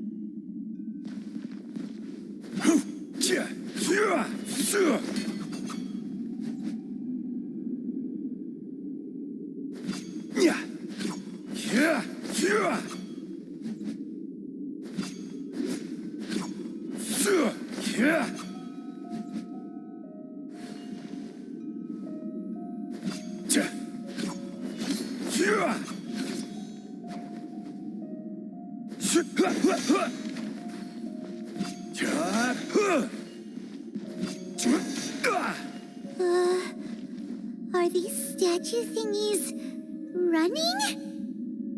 What will we find ahead? Salt. And betrayal.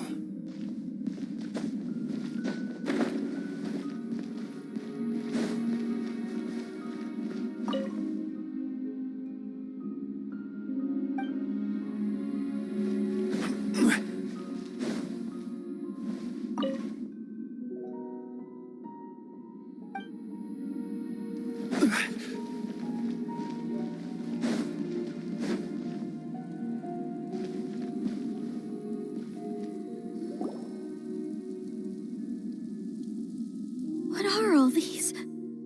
What did they see? What did they do? What happened?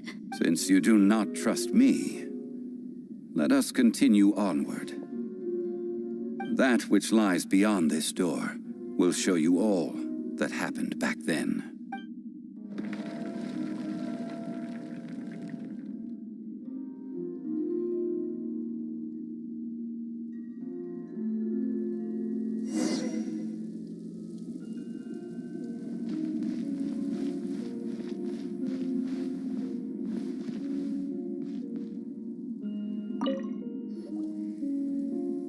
This is the scene of the crime.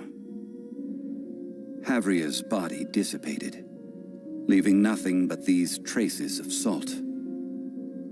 Her dying moments have since been frozen in time to this very day.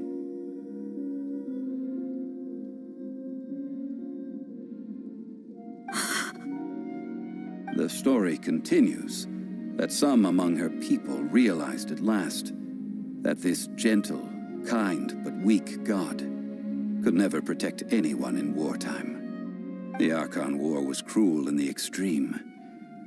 Instead of consigning her to the agony of defeat, they thought perhaps it would be better to give her a quick release.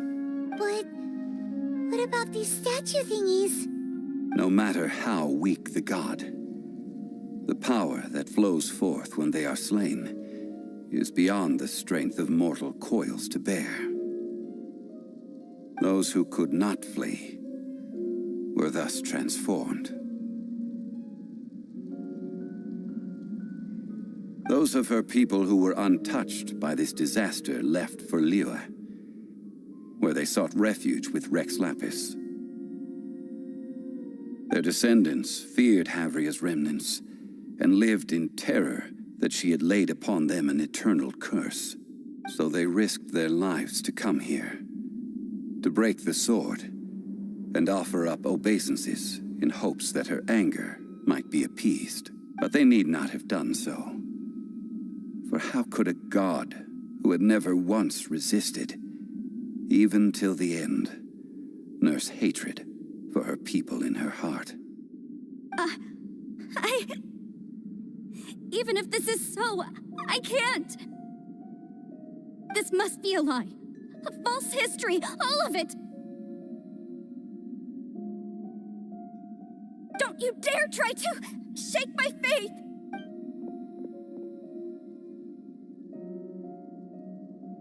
Yikes. Zhongli didn't show any mercy this time either.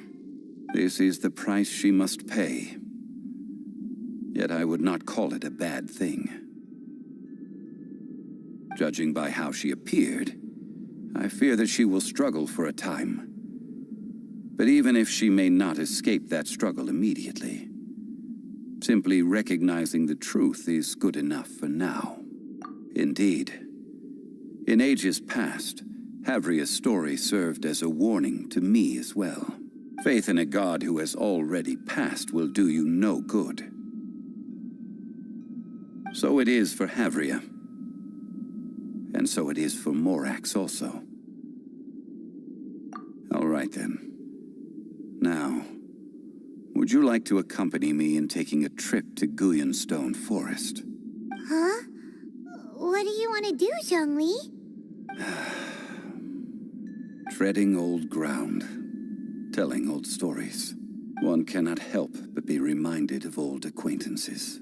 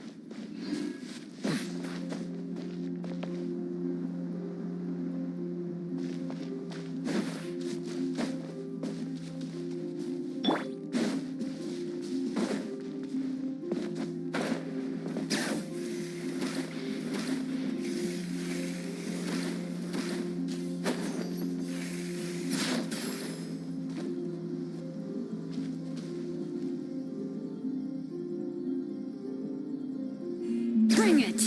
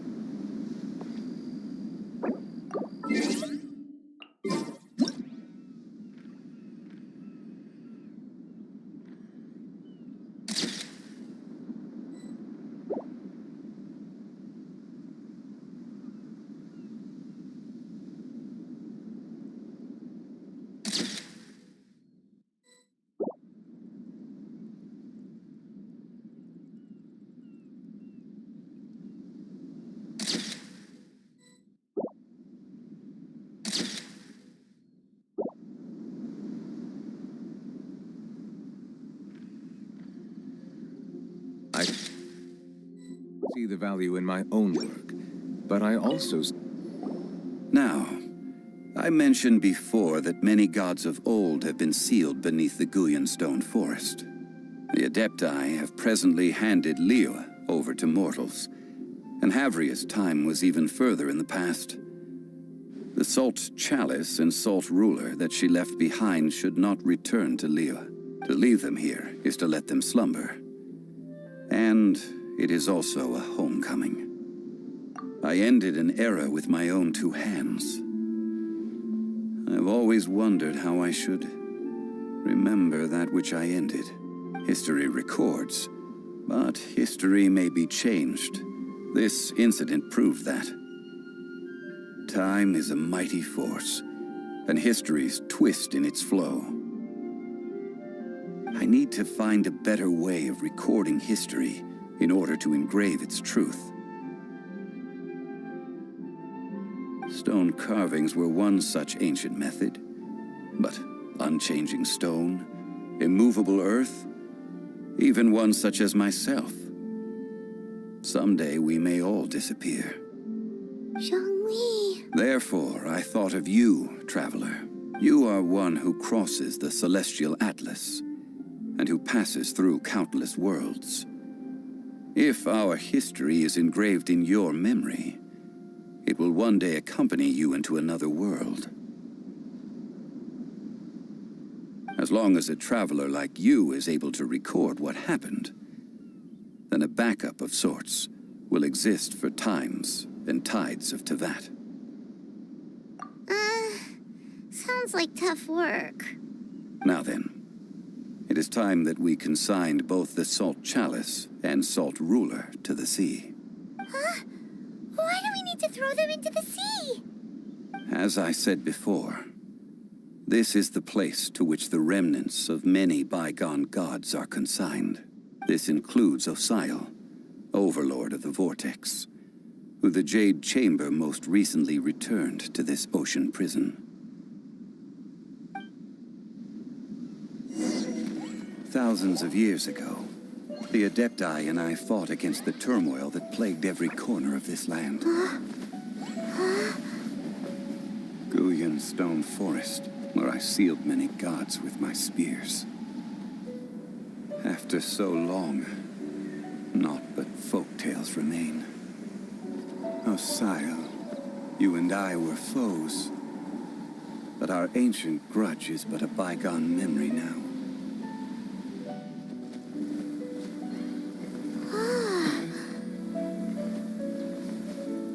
May that which Havria has left behind be yours to subsume.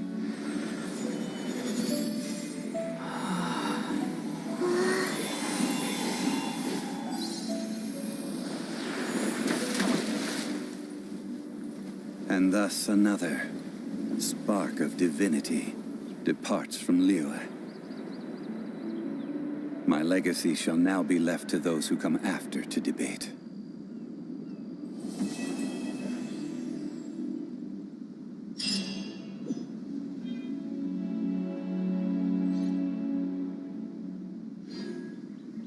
I will remain here for a while.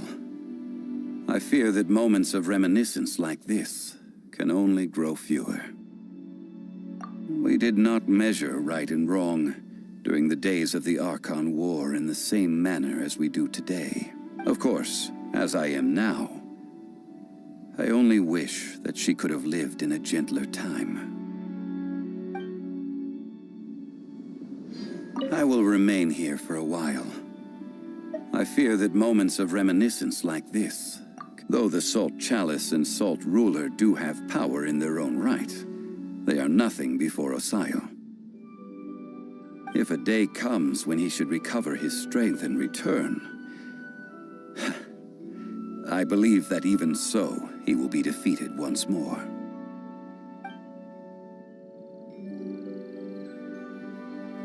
I will remain here for a while. I fear that moments of reminiscence like this... That is a good question. In the past, I might have given you a most specific answer. But now... Yes, I suppose I will continue in my role as a consultant at Wangsheng Funeral Parlor. But if this journey was to your liking, why don't you come along the next time I am seeking to preserve memories of Liyue's past?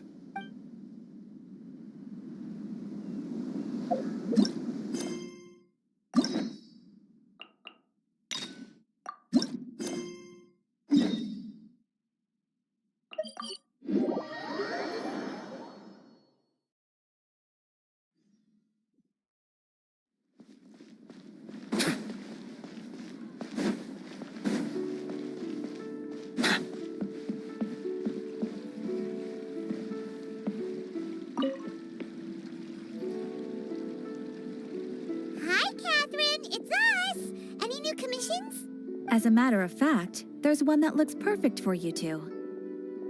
Uncle Dai is one of the foremen at Huishan Hall over in Liyue Harbor. He's hoping the Adventurers Guild can spare some manpower. What is it we have to do exactly? I believe you'll be looking for workers. Ooh, looking for people? Awesome! We're good at that! I have no reason to doubt your abilities. I'm sure the details can be worked out face to face. If you're willing to accept this commission, head over to the dock and talk to Uncle Dai.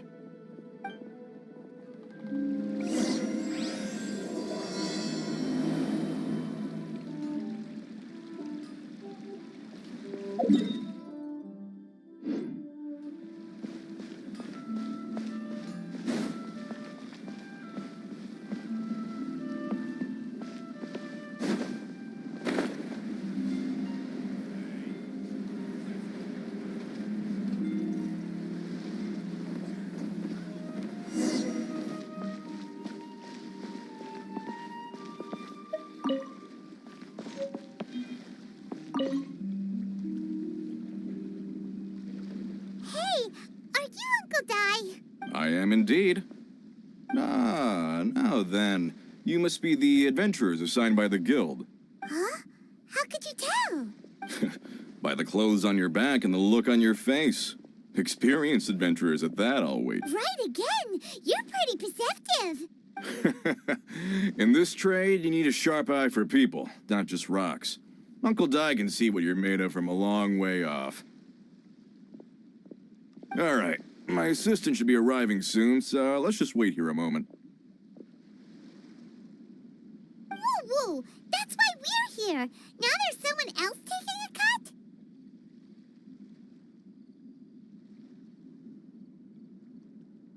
Well, to tell you the truth, this is a very difficult matter. Too much for adventurers alone to handle life here. So there is someone else! Do you think we're not up to the job? It just occurred to me that you don't have all the facts. The incident in question happened in a mine, and it's a little out of the ordinary, to say the least. Mines are dangerous places, as I'm sure you're aware. As such, I've enlisted an industry expert to cover all contingencies.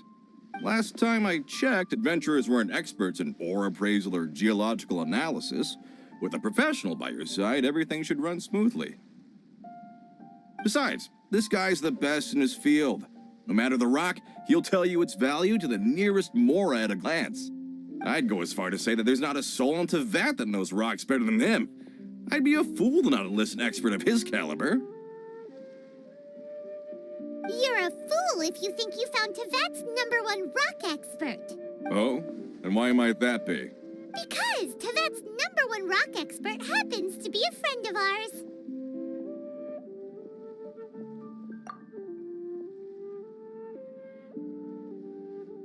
Ha-ha! Didn't expect that, did you? Wait here, we'll go fetch him. Paimon bets Zhongli is listening to the storyteller. Let's head over.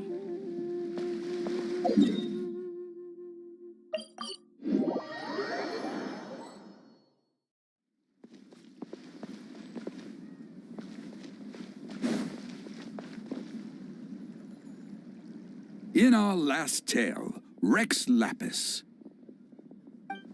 Zhongli, there you are! Oh, here for a few tales? I didn't know you two were connoisseurs. Oh, no, we're here for you! Do you have time? Ah, something I'm rarely short of. We need someone who understands geology and ore. Someone who understands geology and ore.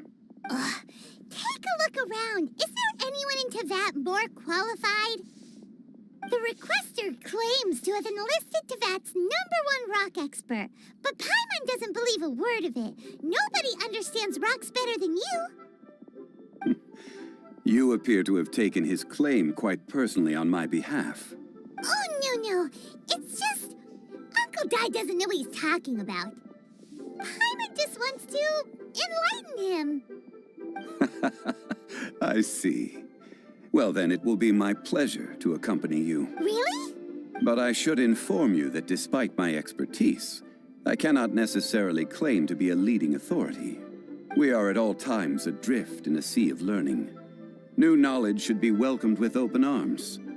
Still, I imagine I will be of help to you in this endeavor. If we do encounter an expert, I look forward to broadening my own understandings. Stop being so modest, Zhongli. Well, we got him. Let's head back to Uncle Dai.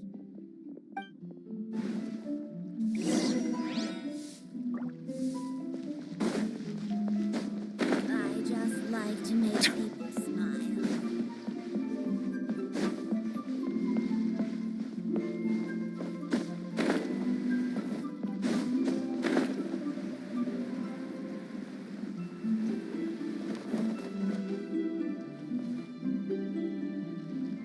Uncle Dai, we're back!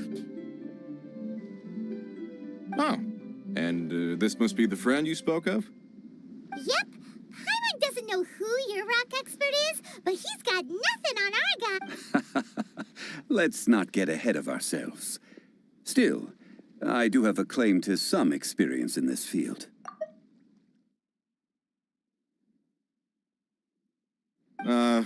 So you say. Wait till my guy gets here, then we'll see. It's no use me singing his praises. You'll have to see for yourselves. Is this the place? Aha! Speak of the devil. Allow me to introduce my assistant, Kun-jun. Young Kun, these are 2 adventurers assigned to us. And as for this gentleman...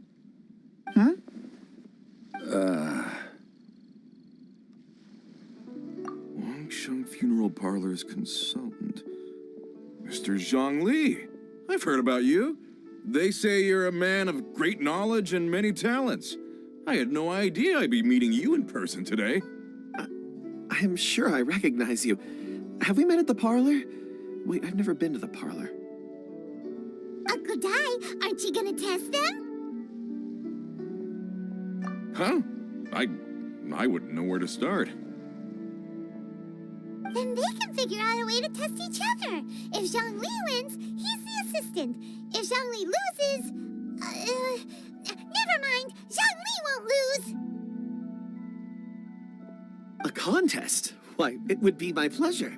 I admire your enthusiasm, good sir. I must say, you certainly have the look of an industry expert about you. It'll be interesting to see which one of us wins. Stop talking the talk and start walking the walk. I'm just saying it like I see it. Which is, incidentally, the only skill I have worth talking about. So you're an appraiser, Mr. Kun-jun? Well, no. Actually, I've already forgotten what I'm in Liyue Harbor for. I was standing by the side of the road one day when Uncle Dai called me over. He saw me holding a rock and asked me a few questions. He seemed incredibly excited, even followed me for a while. We arranged to meet here. Huh? How could you forget something like that? I saw him on my way over to Liyue Harbor, poring over rocks and muttering to himself. He looked to be very familiar with them. I asked him a few questions out of curiosity. To my surprise, he knew more than me, an old mining foreman. In any case, he didn't have any pressing matters and agreed to help me. So, do you have a poor memory? Not exactly. Anyway, if it's rocks you need help with, I can most certainly lend a hand. Mr. Zhongli, what do you make of this rock?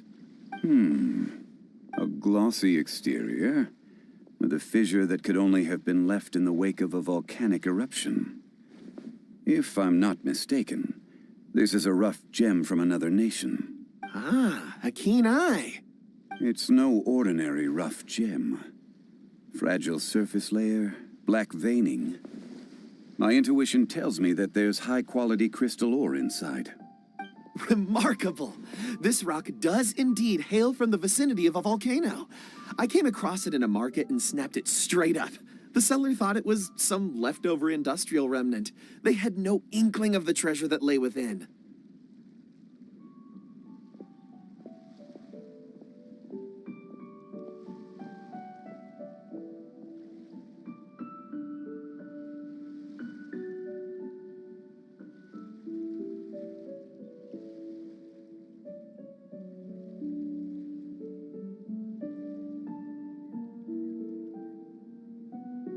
Purity and geological rarity alone aren't enough to make a treasure. Some of the most precious crystals contain deposits of water or sand. In the moment of its formation, the crystal hidden within this stone shell captured a pocket of water. For water to be hidden in its depths, like a moon concealed within a mountain, reflecting shafts of daylight that make it through. Now that's a rare treasure. Such a detailed description, almost like he saw it with his own 2 eyes. Say, you're not trying to hoodwink us, are you? After all, we haven't even seen what's inside yet. Everything he said is true. Most crystals are born in high-temperature environments. Heat and water aren't natural bedfellows, of course, which is why crystals with water deposits are so sought after. Moreover, this particular crystal contains mountain lake water. A rare find indeed. Well, if Zhongli says so, it must be true. I've yet to encounter anyone with a judgment as shrewd as yours, Mr. Zhongli. How did you know exactly what lay within? I've seen many such stones in my time. I recognized it immediately. Of course not. I feel I've met a kindred spirit here today. I hope you will accept my friendship. Uncle Dai, it would be a mistake for Mr. Zhongli not to join us. Trust me when I say that his level of expertise is unrivaled in the trade. Very well. There is strength in numbers, after all. Everyone, follow me to the chasm. There are men counting on you to find them.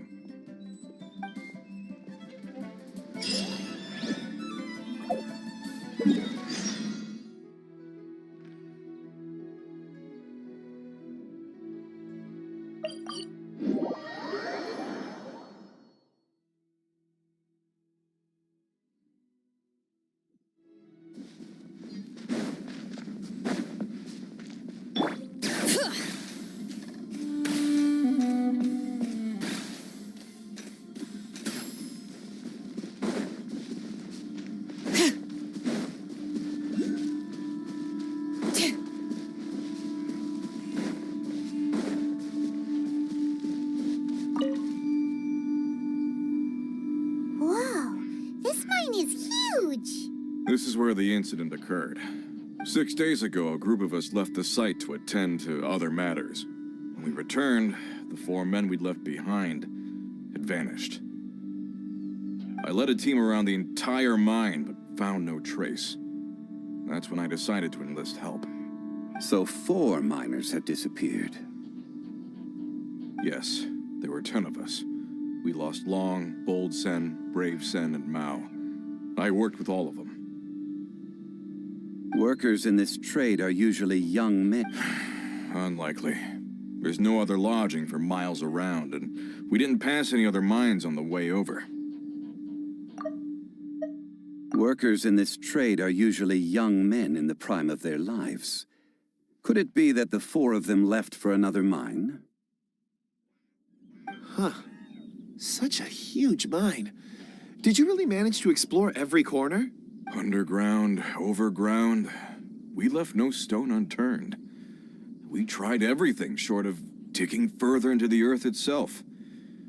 How could 4 sturdy young men just vanish into the bedrock? We'll need to explore the site ourselves before extracting any conclusions. Very well. I'll wait here. Please, proceed wherever you'd like. If you come across any clues, let me know straight away.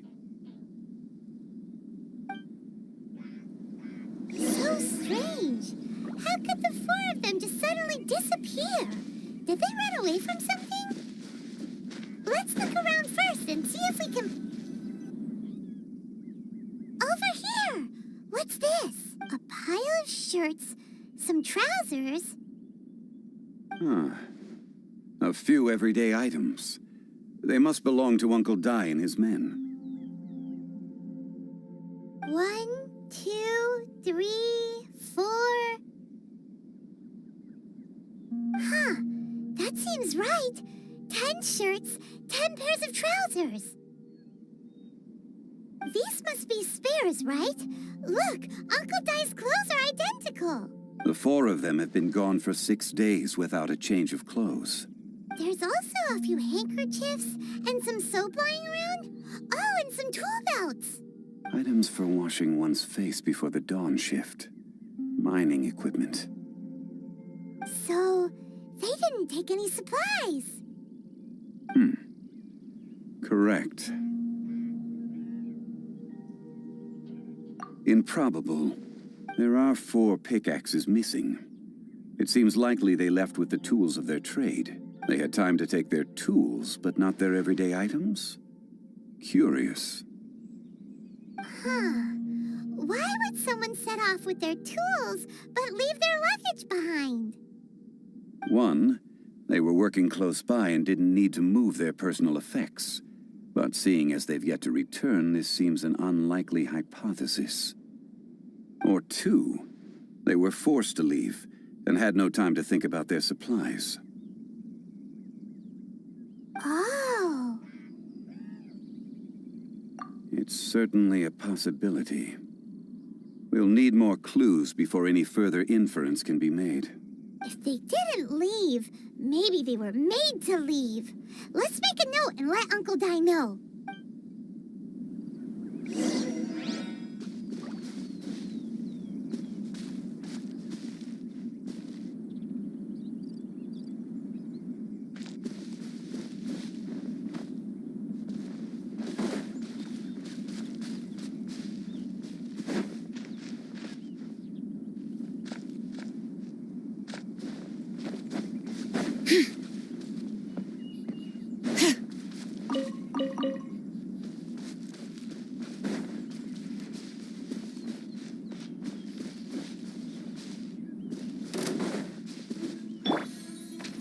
Bow your head.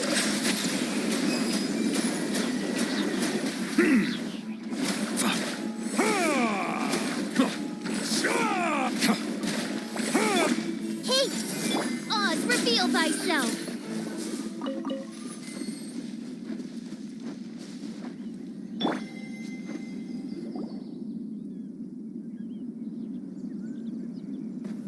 Kunjun, what do you have there? Oh, right on time. Did you find anything? There's a chunk of ore here. Perhaps there are clues within. Or, what does it have to do with the disappearance? Let's find out. I'll give it a try.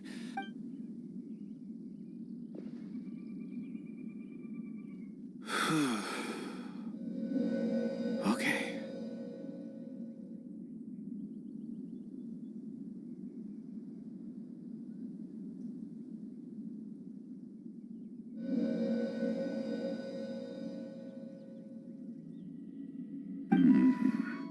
Looks like he's concentrating really hard. I see 4 men following someone out of the mine. It looks like a child. A child? What's a child doing in a mine? I'm not sure. Also, how did you see anything exactly? Oh, I don't mean see in the traditional sense. I would appreciate it if what I'm about to tell you remained a secret. It's a little odd. I've never dared to tell anyone before. I can perceive the memories of ore. Huh? Perceive? So there's no conjecture at work? You mean you can put your hand on a rock, and boom, it just happens? I've always sensed that ore contains memories. Sometimes it records events that occur in the surrounding area. All I have to do is touch one and focus my attention, and the memories come to me.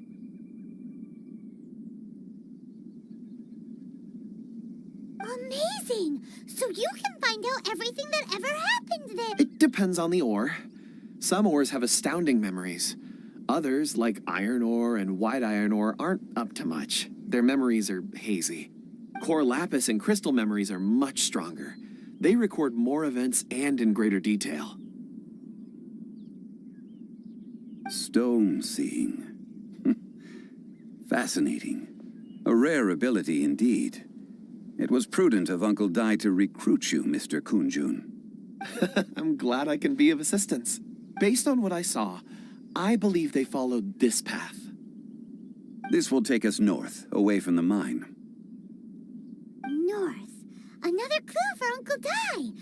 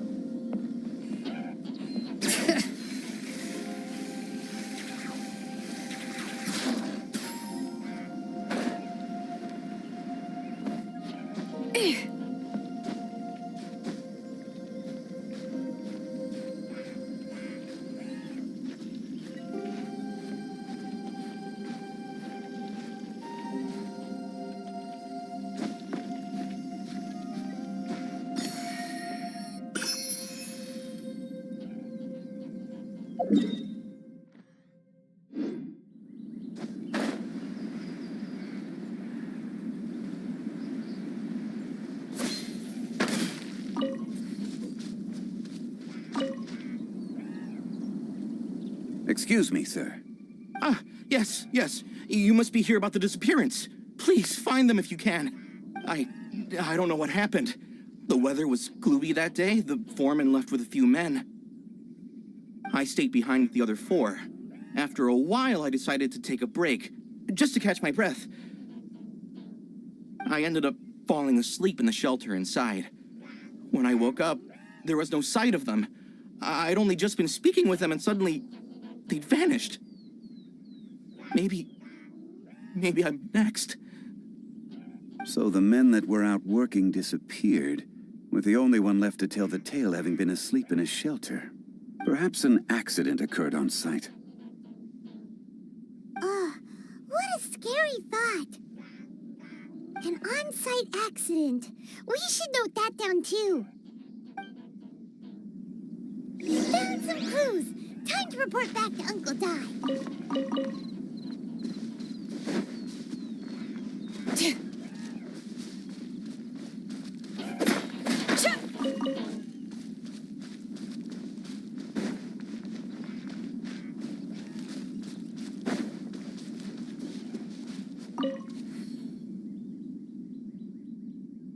You're back. How are the investigations going? We found 3 clues in the vicinity. First, there are 4 missing pickaxes, yet everyday items are still in their place. This suggests that your men didn't leave of their own accord, but were forced to. Forced to? But who would kidnap miners? Who indeed? Second, there were 5 workers at the mine. One of them left the site to take respite. When he awoke, his colleagues had disappeared without a trace. Those who kept working all disappeared. The one who left early emerged safe and sound. It would appear that the incident occurred on site. Now that you mention it, I recall Bravo saying that he took a break. Could someone have entered the site and simply walked away with him? This leads me to my third point.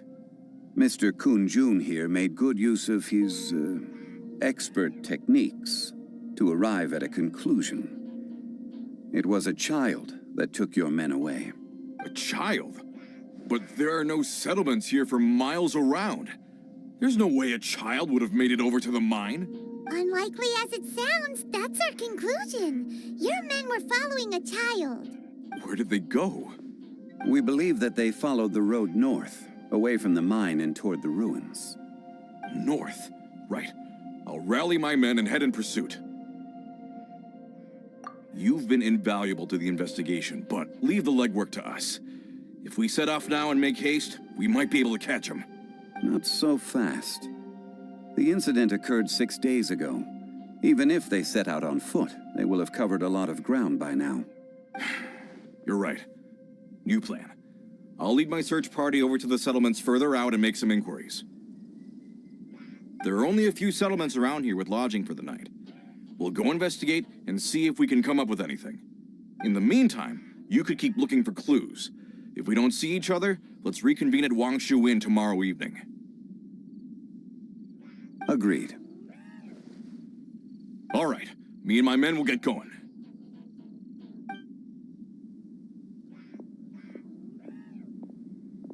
So, they're gonna talk to the people over at the settlements while we keep investigating here. Correct. But there aren't any more clues at the mine. Shouldn't we go north? Wait. I believe we're missing someone. Huh? Oh yeah! Where's Kun-jun? Paimon bets he's still investigating. Let's go find him.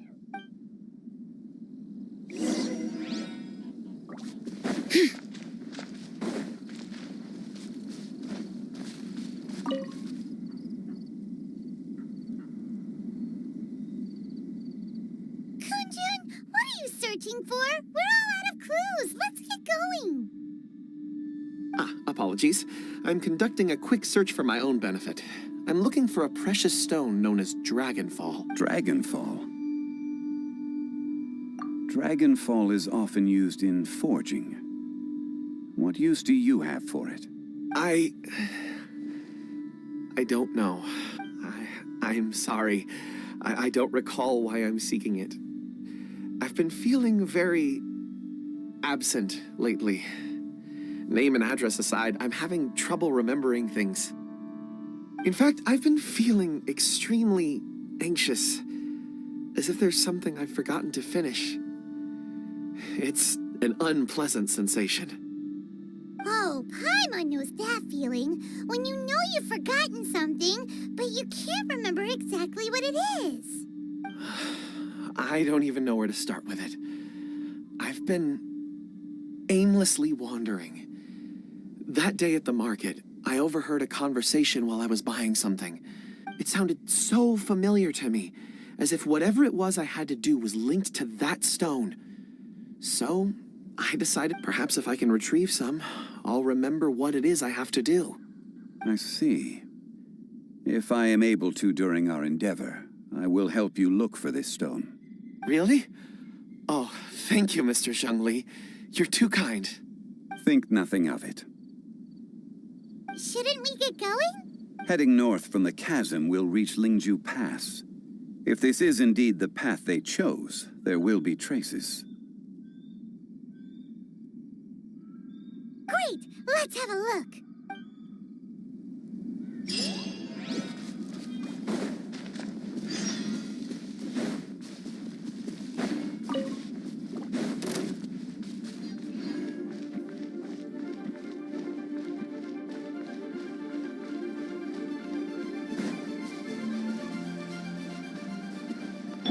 Everyone hold hands.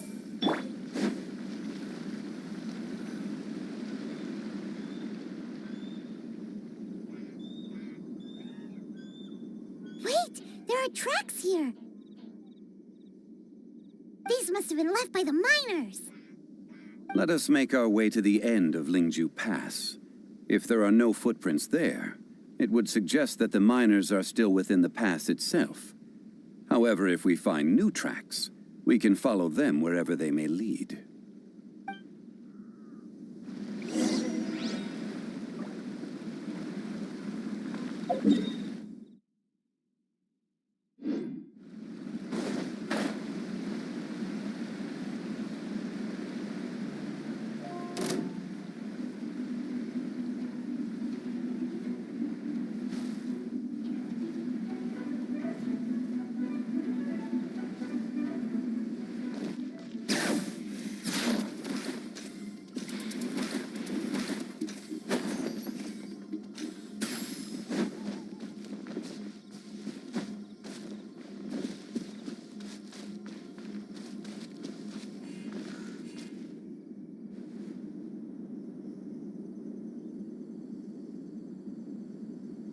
Hey! Footprints! It would appear that they made their way through Lingju Pass and kept moving. If we follow their footprints, we should be able to find where they went.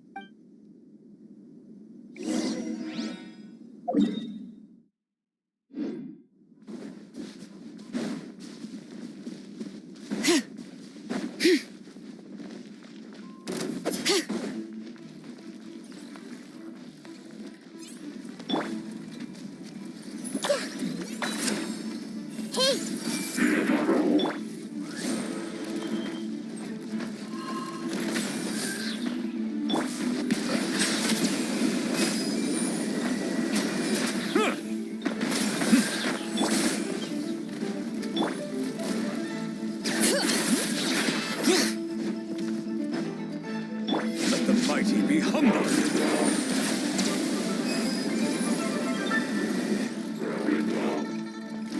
Silence!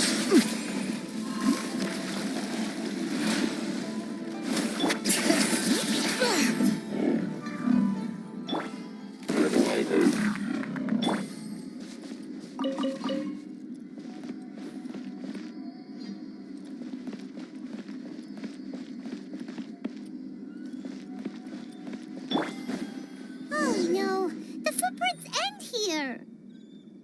We should inquire with anyone nearby. If the miners came through here, they may well have seen them.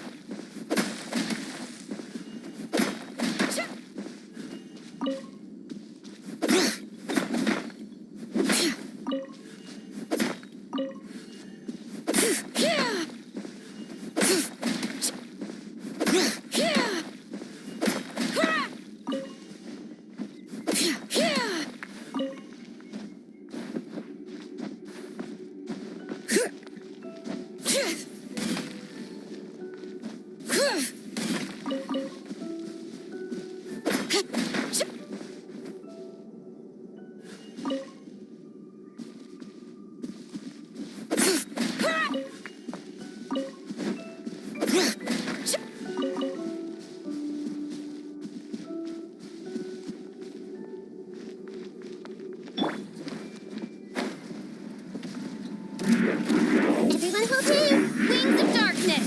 Come, sever through This realm is no home for a princess.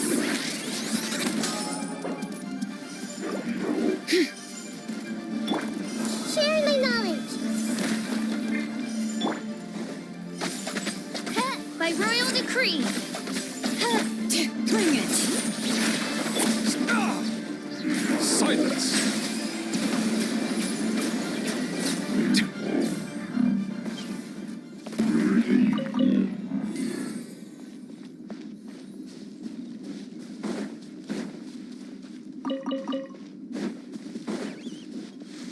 Hi there!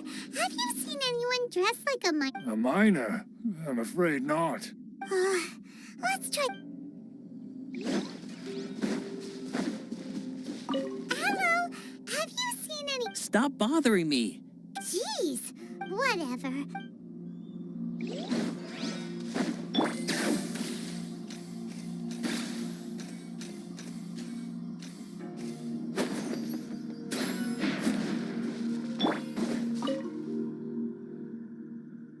Hey there! Seen any miners?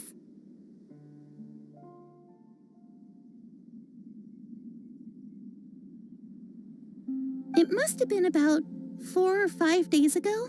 There were a few men who came through here carrying baskets and picks. I guess that could have been them. Yeah, that's them! 4 or 5 days ago. It appears that they were moving slower than we'd anticipated. Traversing the geography of Lingju Pass must have held them up. It was so strange. 4 big guys with lifeless expressions. It was like they were in some sort of trance. And there was a child staggering in front of them. Huh. This child. Did you I caught a glimpse. Blue hair, short. I think it was a girl. She wasn't smiling. In fact, she looked very serious. And they took this road? Yes, they followed it straight from here. Let's go out!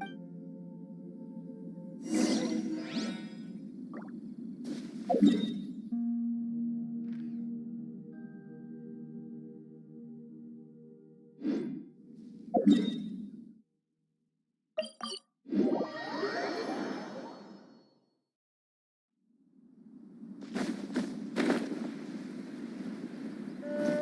footprints. There's a person over there. Help! Please save me! Is that one of the people we're looking for? Oh, rescue first. Ask questions later.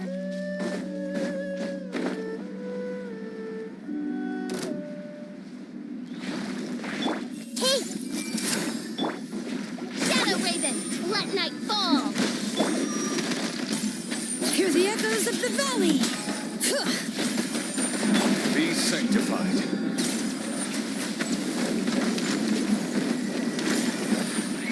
An oversight on my part. Bow your head.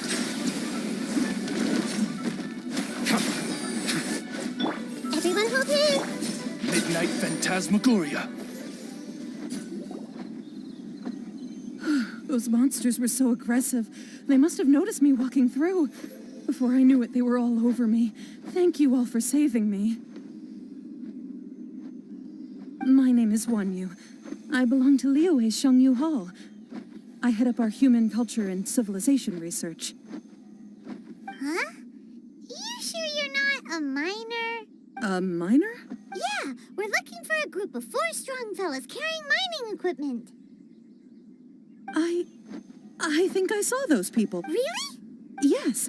I set off from Nantianmen the day before yesterday, heading for Lingju Pass. About halfway there, I came across some people. A few men and a child. I was in a hurry. I didn't get a good look. I'm afraid I'm not even sure what they looked like. Apologies. I think that's all we needed to hear. Thank you. I hope it's useful to you. I'd better get going. There's a conference I need to attend. Again, thank you all for your help.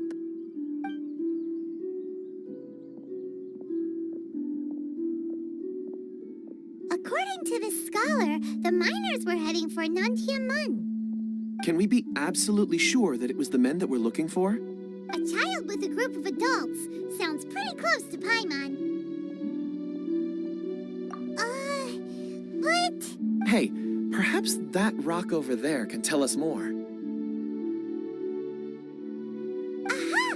Paimon nearly forgot about our secret weapon. It looks promising. I'll do my best.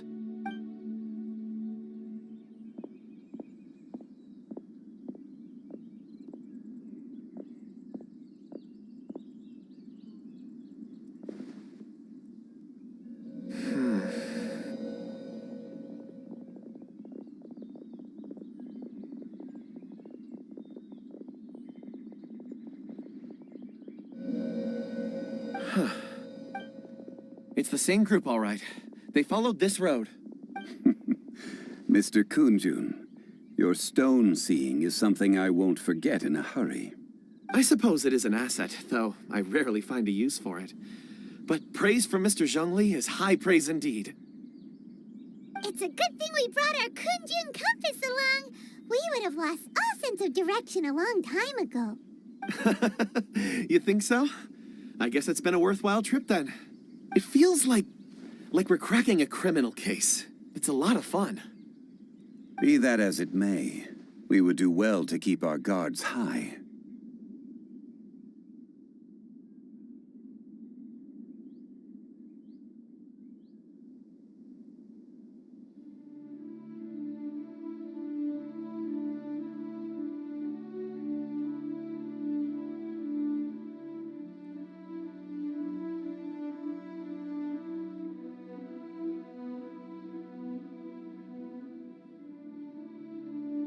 Four fully grown men in a trance-like state, walking ceaselessly day and night, over hills and mountains, led by a child.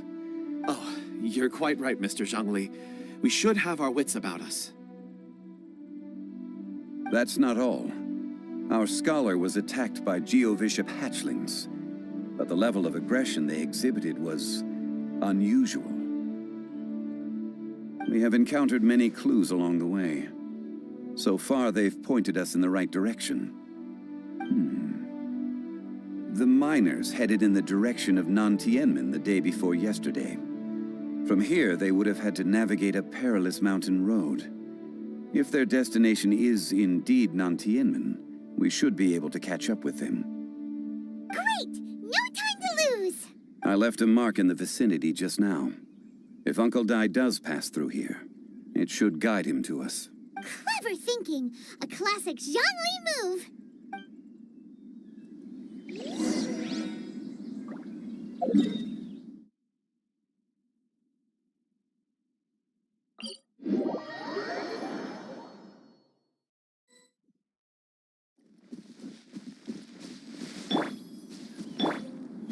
Hey! Over here on the ground! Is this one of the missing people?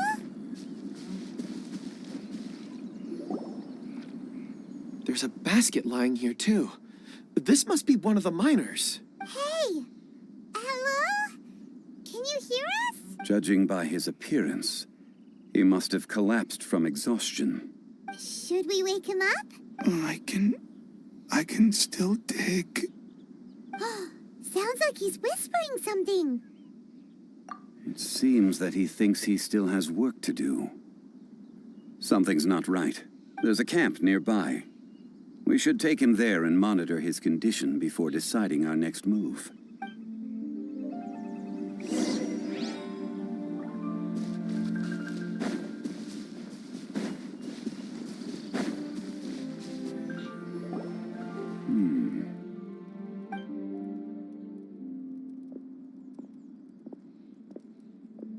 How is he? He won't die, right? He's worked himself into a stupor. Thankfully, he's not in serious danger. Hyman heard him talking about digging for something. Did he dig himself into this state? It's certainly a possibility. It looks like there's something in his pocket. Are these ore fragments?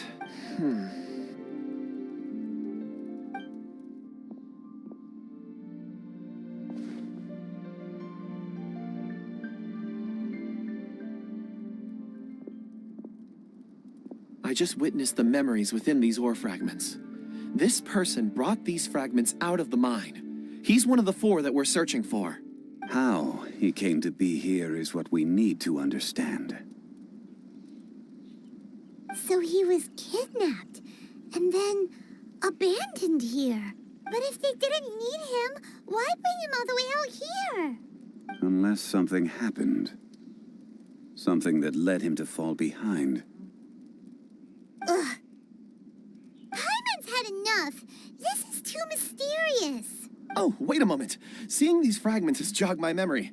I have something for you. What is it? Ooh, is it a present? Something for us? As I mentioned, before I met Uncle Dai, I was in a daze. After setting out with you on this case, it feels like a fog is lifting. I was so happy when Uncle Dai enlisted you to help. I would never have managed to track down these clues by myself. These are some crystals that I bought from the market. Not any old crystals, mind you. This purity is extraordinarily rare. One for each of you. A memory, if you will. It's beautiful. Oh, and the colors change as you turn it. It's like a different crystal from each angle. But of course, take it. And this one is for Mr. Zhongli. Huh? Is something wrong? Not to your liking? On the contrary. I just hadn't anticipated receiving a gift during the current circumstances. But thank you. I will take good care of it. I'm pleased you like them. It's nice to be able to give a gift that others can appreciate. Oh, I see more rocks over there. You should all get some rest. I'm going to scan the surroundings. Perhaps there are more memories to uncover. You sure like rocks, huh, Kunjun? Ores are the crystals of the earth, the sediment of time itself. I feel at peace among them. Get some rest and call me when you're ready to set off. I won't be far. Rest easy. I surveyed the area. There's no danger here. Oh, However, there is something I wanted to discuss with you. Huh? What's with the seriousness all of a sudden? Traveler, does Dragonfall mean anything to you? You mean the ore that Kunjun's looking for? What's so special about it? Dragonfall is an incredibly rare ore used in forging.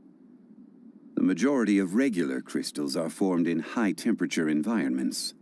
Dragonfall, on the other hand, is formed as a product of elemental reactions. Elemental reactions can produce material objects? Indeed they can. However, only a minority can survive for long periods of time. Dragonfall first emerged in the midst of a great battle, thousands of years ago. Powerful clashes of elemental energy gave birth to elemental crystals. When the fighting ceased, these geological remnants were miraculously preserved. And yet they are crystal creations all the same. Few and far between, relatively unknown. But why is it then that a citizen of Liyue now wishes to strike upon ore that has long since vanished from the earth? Yeah, if he knows of its existence, surely he knows all of it's already been mined. Weird. Paimon doesn't get it. There are those in the mining trade who retain a keen interest in Dragonfall. But for someone like Mr. Kunjun, whose motivations for seeking it are unclear even unto himself. Ulterior motives?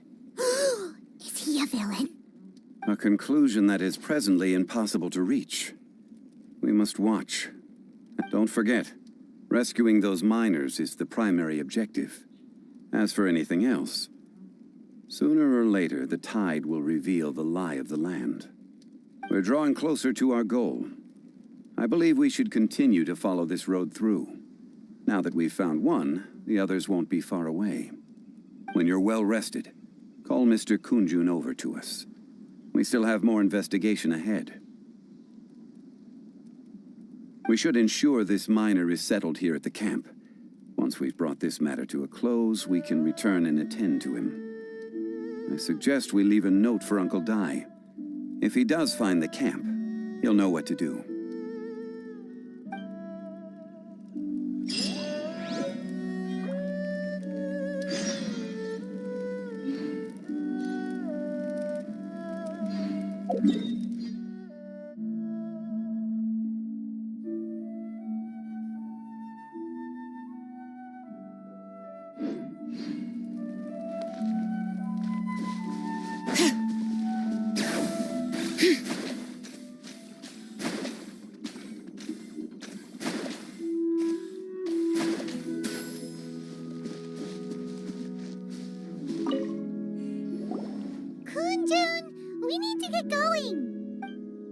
No problem. I'm done here. Any results, Mr. Kunjun? There are many beautiful rocks here, but nothing out of the ordinary. I couldn't find any clues. Then again, the memories of ore can shift with the passage of time and the changing of the environment. Difficult to say. I feel that ore memories tend to be from the recent past. So there's never any ancient memories? Rocks endure, but as eons pass, their memories are erased. Those memories that survive are rooted in powerful emotion or thought. That makes sense. It is the same for people. Indeed. Let's keep going.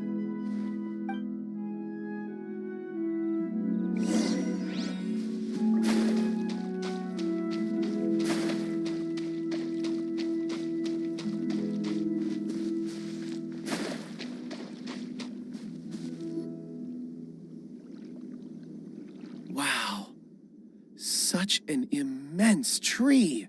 And there's so many mysterious-looking crystals up there, too. This ancient tree.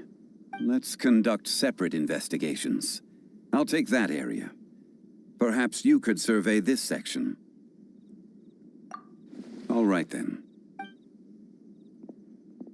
Kunjun, can you see anything worth investigating? Well, there is this stone tablet here. Doesn't seem very very interesting. Paimon's gonna look over there. Huh. It's worth a try, surely. Let me see. Oh! This is... Hey, what's wrong? just a bit lightheaded. It's past. Nothing to worry about. Not yet. Whatever. Paimon's going to investigate over there. Why don't you climb the tree and have a look? If you don't try, you won't know. Anyway, you'll be able to get a good look at our surroundings from up there.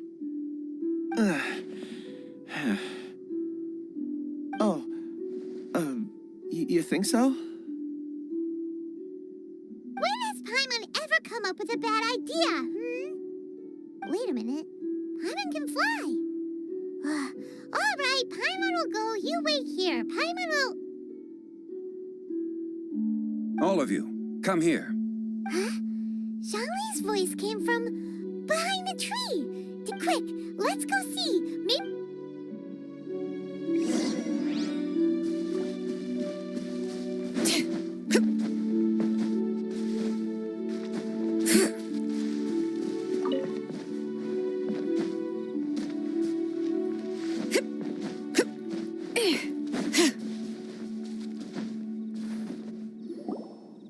This has been newly dug. It would appear our answer is up ahead. Is that a voice coming from the tunnel? Someone else go first. Compose yourselves. I will lead us in. There is an unusual presence emanating from inside the tunnel. Prepare yourselves.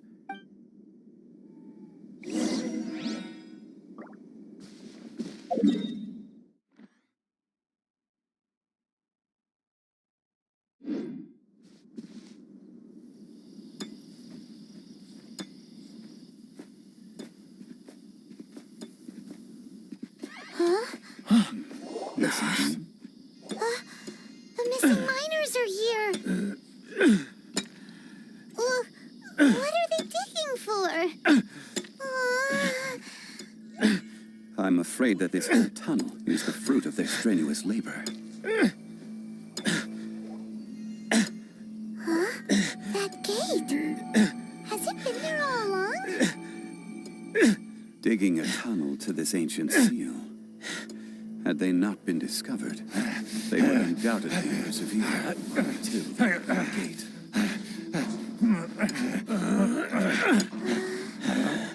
So behind the seal,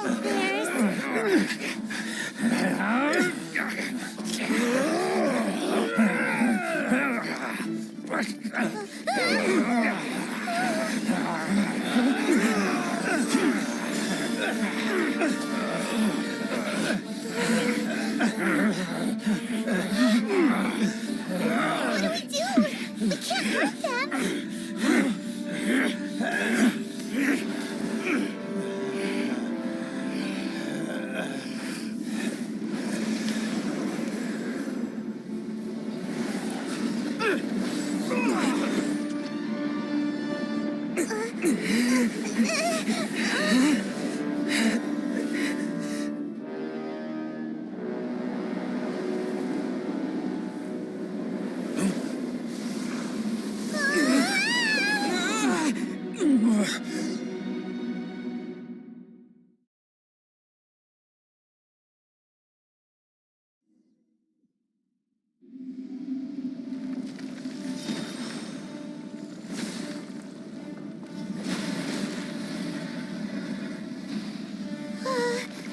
What type of monster is this? Morax, you arrive at my doorstep of your own volition. Excellent.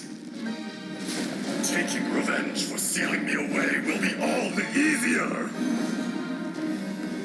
So, the little girl is your power incarnate. But if you recall, H-Star, this is not how we intended for events to transpire. Waste not your words. Your life is mine.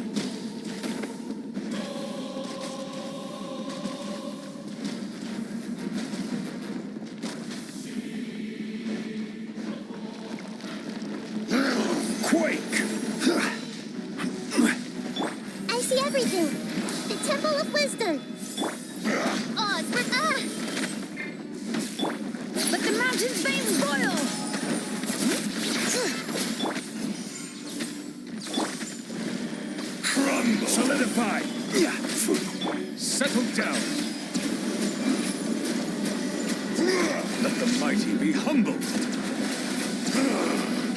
This one's not enough. You would forsake me again? If that is what you choose to believe, so be it. He who bears the weight of memory is destined to shoulder the burden of truth, as it ought to be.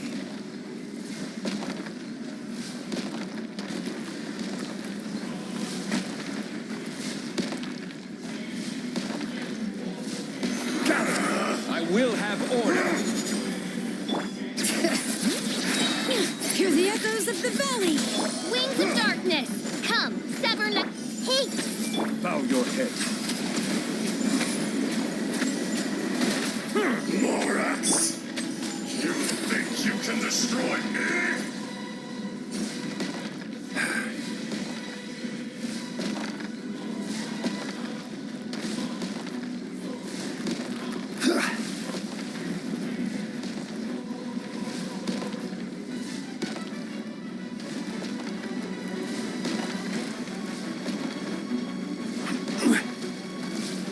Solidify!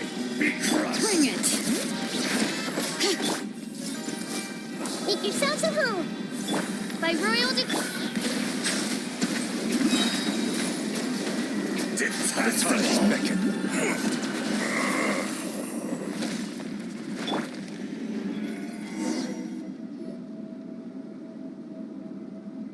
Morax, 1,000 years after you sealed me underground, you return for the second time. You should call it by its name, Ashtaha. Fate. Fate? Fate? So here lies the wisdom of the gods. Destroy all deemed redundant. Enlist tyrants to ravage the wilderness. No. You have forgotten. That voice! Ashtaha. Huh? Kunjun? Morax. It's been a while. You're... Ashtaha. The very same. During the battle, you imbued us with your power. Yes. It was all I could manage. Forgive me for concealing the truth, traveler. There were things that only became clear to me upon reaching this tree. Allow me to elaborate. I am not Ashtaha the whole, but a fragment. Heaven and earth, yin and yang, opposing forces. You can consider the existence of me and the Ashtaha you see there to be a reflection of such polarities. So there are two Ashtahas? No, it can't be. When the seal loosened, your power manifested in this world as a child. With this new identity, you were able to vent about the forces that suppressed you. But would anyone listen? Would they even care? That's when it occurred to you. The loosening of the seal constituted an opportunity to strike back. Kidnapping the miners was all in aid of digging to the entrance to the seal itself. The audacity! Are you insane? If you truly are a part of me, how is it you find yourself standing on the side of the betrayer? I was another power awakened with the loosening of the seal. Too weak to reincarnate, but strong enough to possess a human body. I was barely conscious. I couldn't remember who I was. Only the past would elicit a reaction from me. But my aim was clear. Find Morax and aid him in stopping you. I had sensed that something was amiss when you mentioned Dragonfall. Had your power been but a little stronger, I would have recognized you. Don't blame yourself. I have changed beyond all recognition. Only when I touched the stone tablet did it's been so long. A secret beyond all comprehension of youthful humanity and ancient dragonkind. Morax, do you want to tell the tale? There would be no harm in it. The decision is yours. You haven't changed. Then allow me. Azhdaha was once a friend and ally of the Geo-Archon Morax, with a lifespan far exceeding that of mankind. However, that which is derived of the Earth is no more or less than the Earth itself. The memories of rocks do not last long.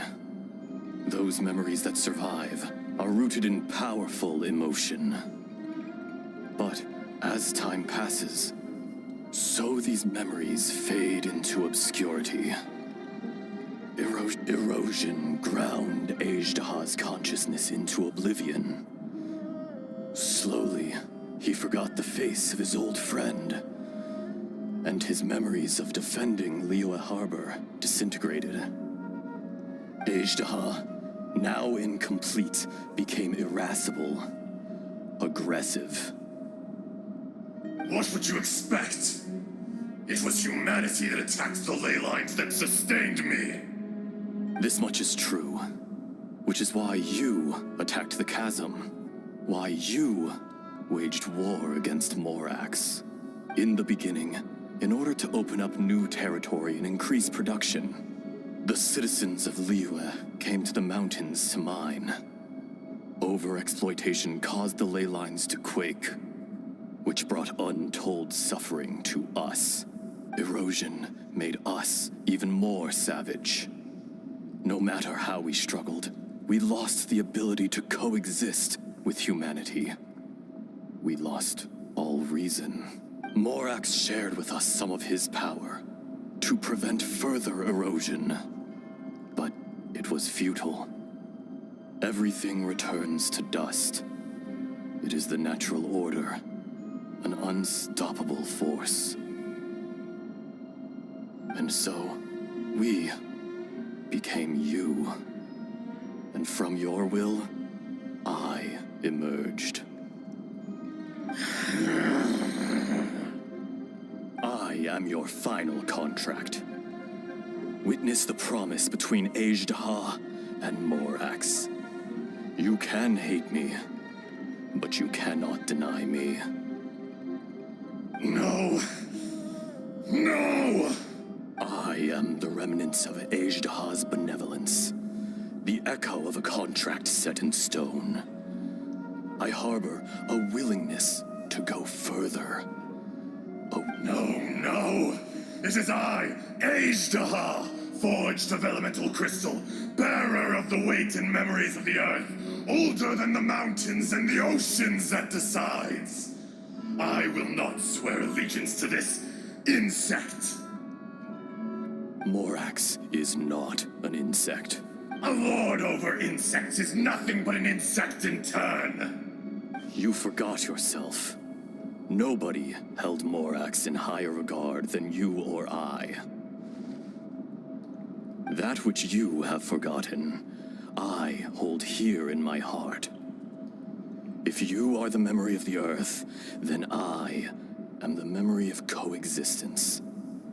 Of coexistence with humanity. All powers under heaven, rise and fall of land and sea. A star appears within the wild. A sun ascends as bright as jade. Strange. What is this feeling? And all this? You are spent, and I will soon disappear. Before I do, heed these words. In the wilderness, snow falls on a spring day. In an instant, it will melt. Even where it is fleeting and leaves no trace, even...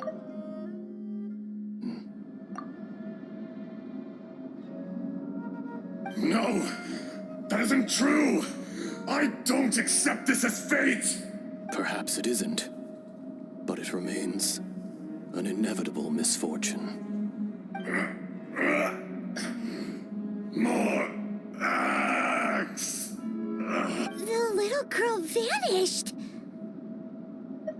Are you satisfied, Ishtaha? I had to make amends. Satisfaction had no part in it. So, Morax, you call yourself Zhongli these days? I do. Well, I'm afraid old habits die hard. To me, you're Morax. As you please. I never did forget your gift of sight. I hardly lifted a finger. Think nothing of it. And yet, you could see. You wouldn't know the yearning of a blind dragon, searching for the sun. A pair of eyes, from Morax to Ajda. Your power is nearly spent. Perceptive as always, my friend. Shall we get going, you and I? Surely the pressing matter is still that of the miners trapped outside the seal. Indeed. Hence the need to get going. To fix the damage left in your wake. Straight down to business as always. Let's go.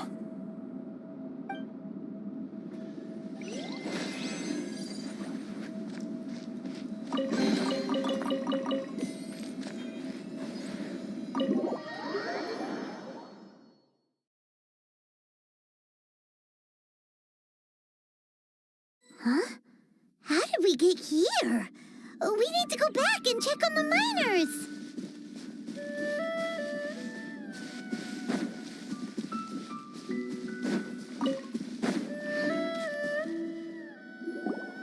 So there you are. My men and I found your clues and followed them straight here. We found Mao in a tent at the campsite unconscious. It seems he'll be okay. Sadly, we found no trace of the other three. Huh?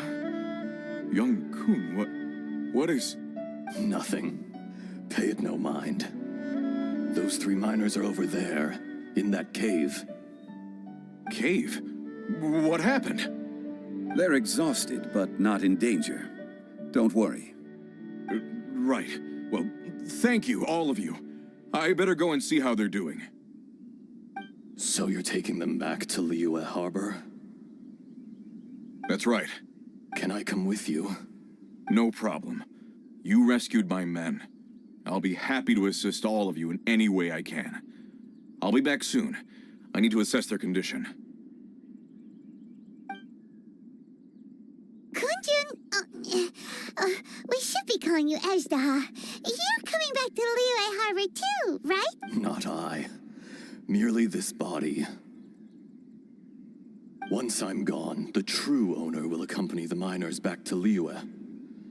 Kunjun hails from a family of famous artisans. He too will be famous in time. It would be a shame for someone of his talent to go missing.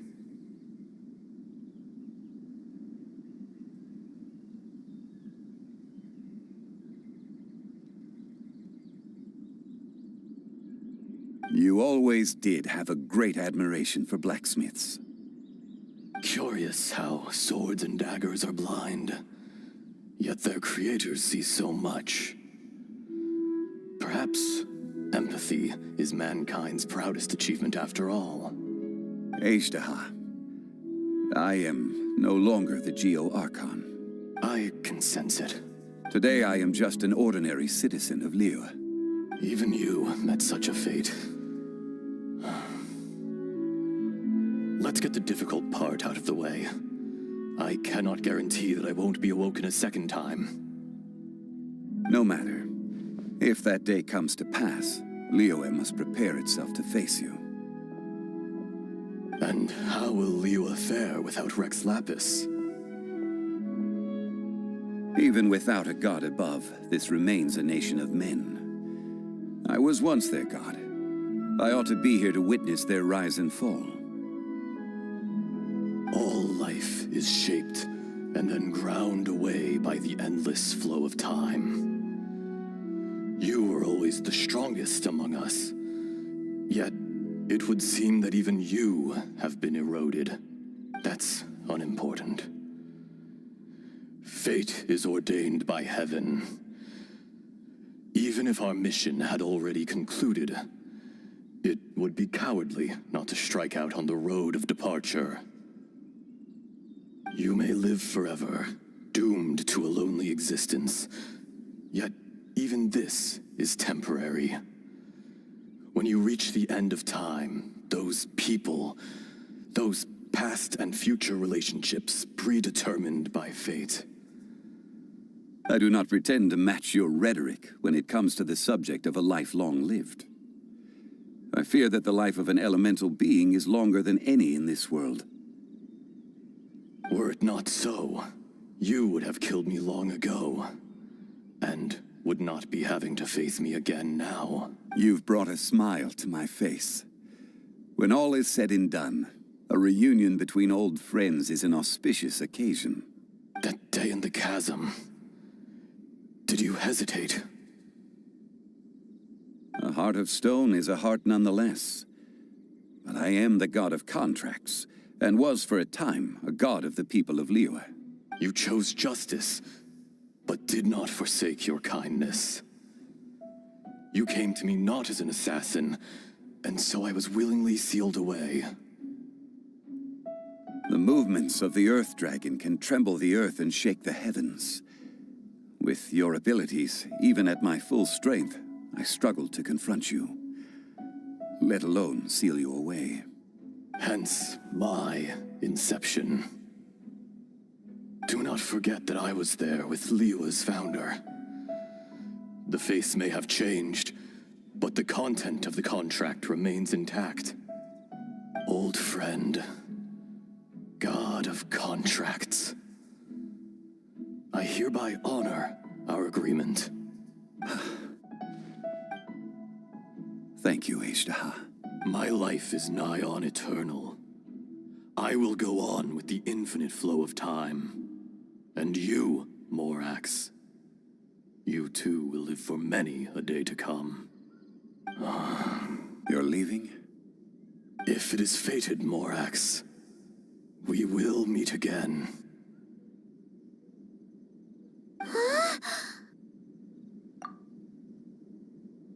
Yes, don't be alarmed. He's only asleep.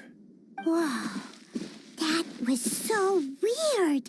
It was like he suddenly became another person. In fact, we have yet to meet the real Kunjun. He was. Centuries may have passed since then, but events from 1,000 years ago remain crystal clear in my mind. In our last tale, Rex Lapis was walking alone in the mountains. He heard a remote voice, unlike any other, coming from a crack in the earth. Most of the ancient geo-life forms that live below Liyue are blind, having not seen the sunlight for an age. The voice was sometimes sad and song-like. Other times it was loud and thunderous. The Lord of Geo searched here and there before finally unearthing a strange stone from the bedrock. That's how Ashtaha was. I answered his wish and took him above ground. The Lord of Geo took pity on the rock spirit and carved it into a magnificent work of craftsmanship, a vivid representation of a dragon. I bestowed him with a pair of eyes to see the world and came to an agreement with him. With his fingers, he made 2 eyes, quicker than words could tell. Lightning flashed and thunder roared, and a living, breathing dragon soared into the clouds. I agreed to let him live among the people above ground, But if the day ever came when he brought ruin to order, he would once again be sealed in the dark. The dragon accompanied the Lord of Geo, fighting campaigns alongside him in the four corners of the world. We have a saying to eulogize these events. The crash of a spear brought billowing dust. The mountains and waters made way at the sound. The sight of a dragon bestowed with a touch the promise of rainwater blessing the ground.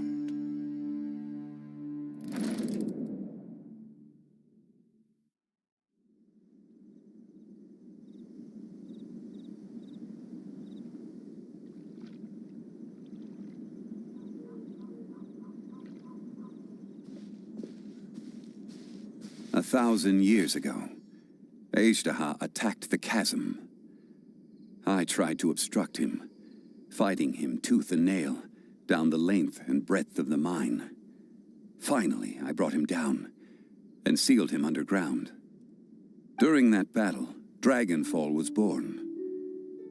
Azhdaha could sense the stone. Subconsciously, he wanted to use it to find me. Despite being the victor, I could not claim to be stronger than he, and in his heart, he still retained an ounce of goodwill towards me, towards Liyue, towards life above ground. He was willing to be sealed away, but as the erosion set in, he forgot. Even I cannot avoid it, but there is something I understand better than most. When the door opens, it is time to leave.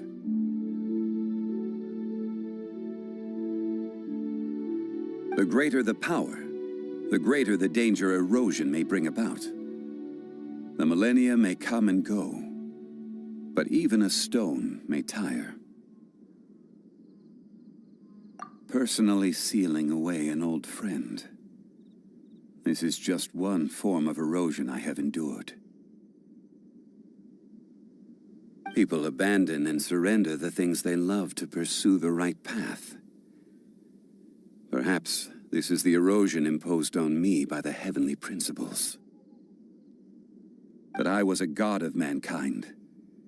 My identity may change, but my eyes will bear witness to the history of humanity. You still care a lot about Liyue. Call it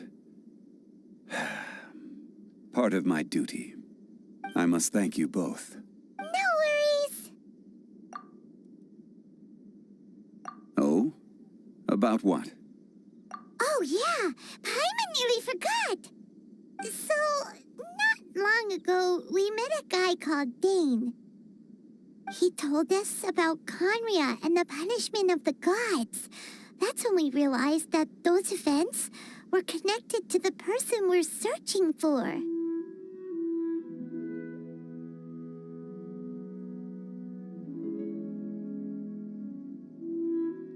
Zhongli, you're a god. You've lived through thousands of years of history. Surely you experienced the incident?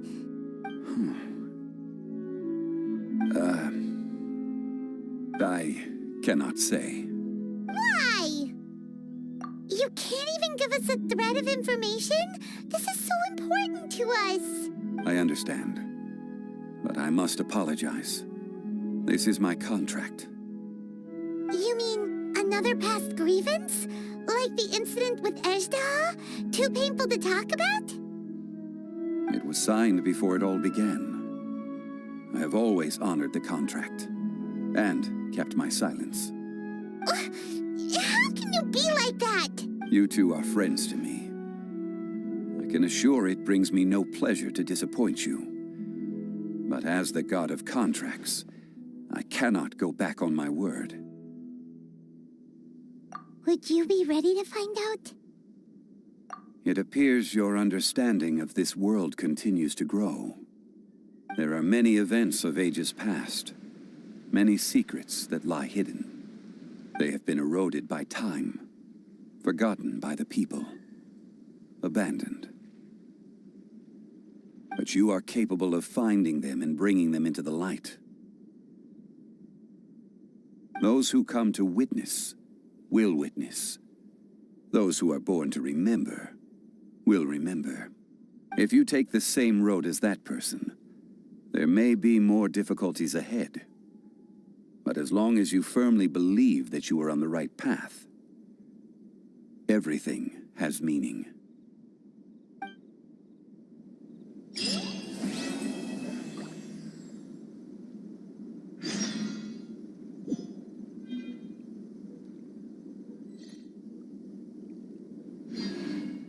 This tablet was erected by Mountain Shaper. It names Ashtaha as a terrible dragon, and serves as a warning for later generations to stay away from this place, from the seal.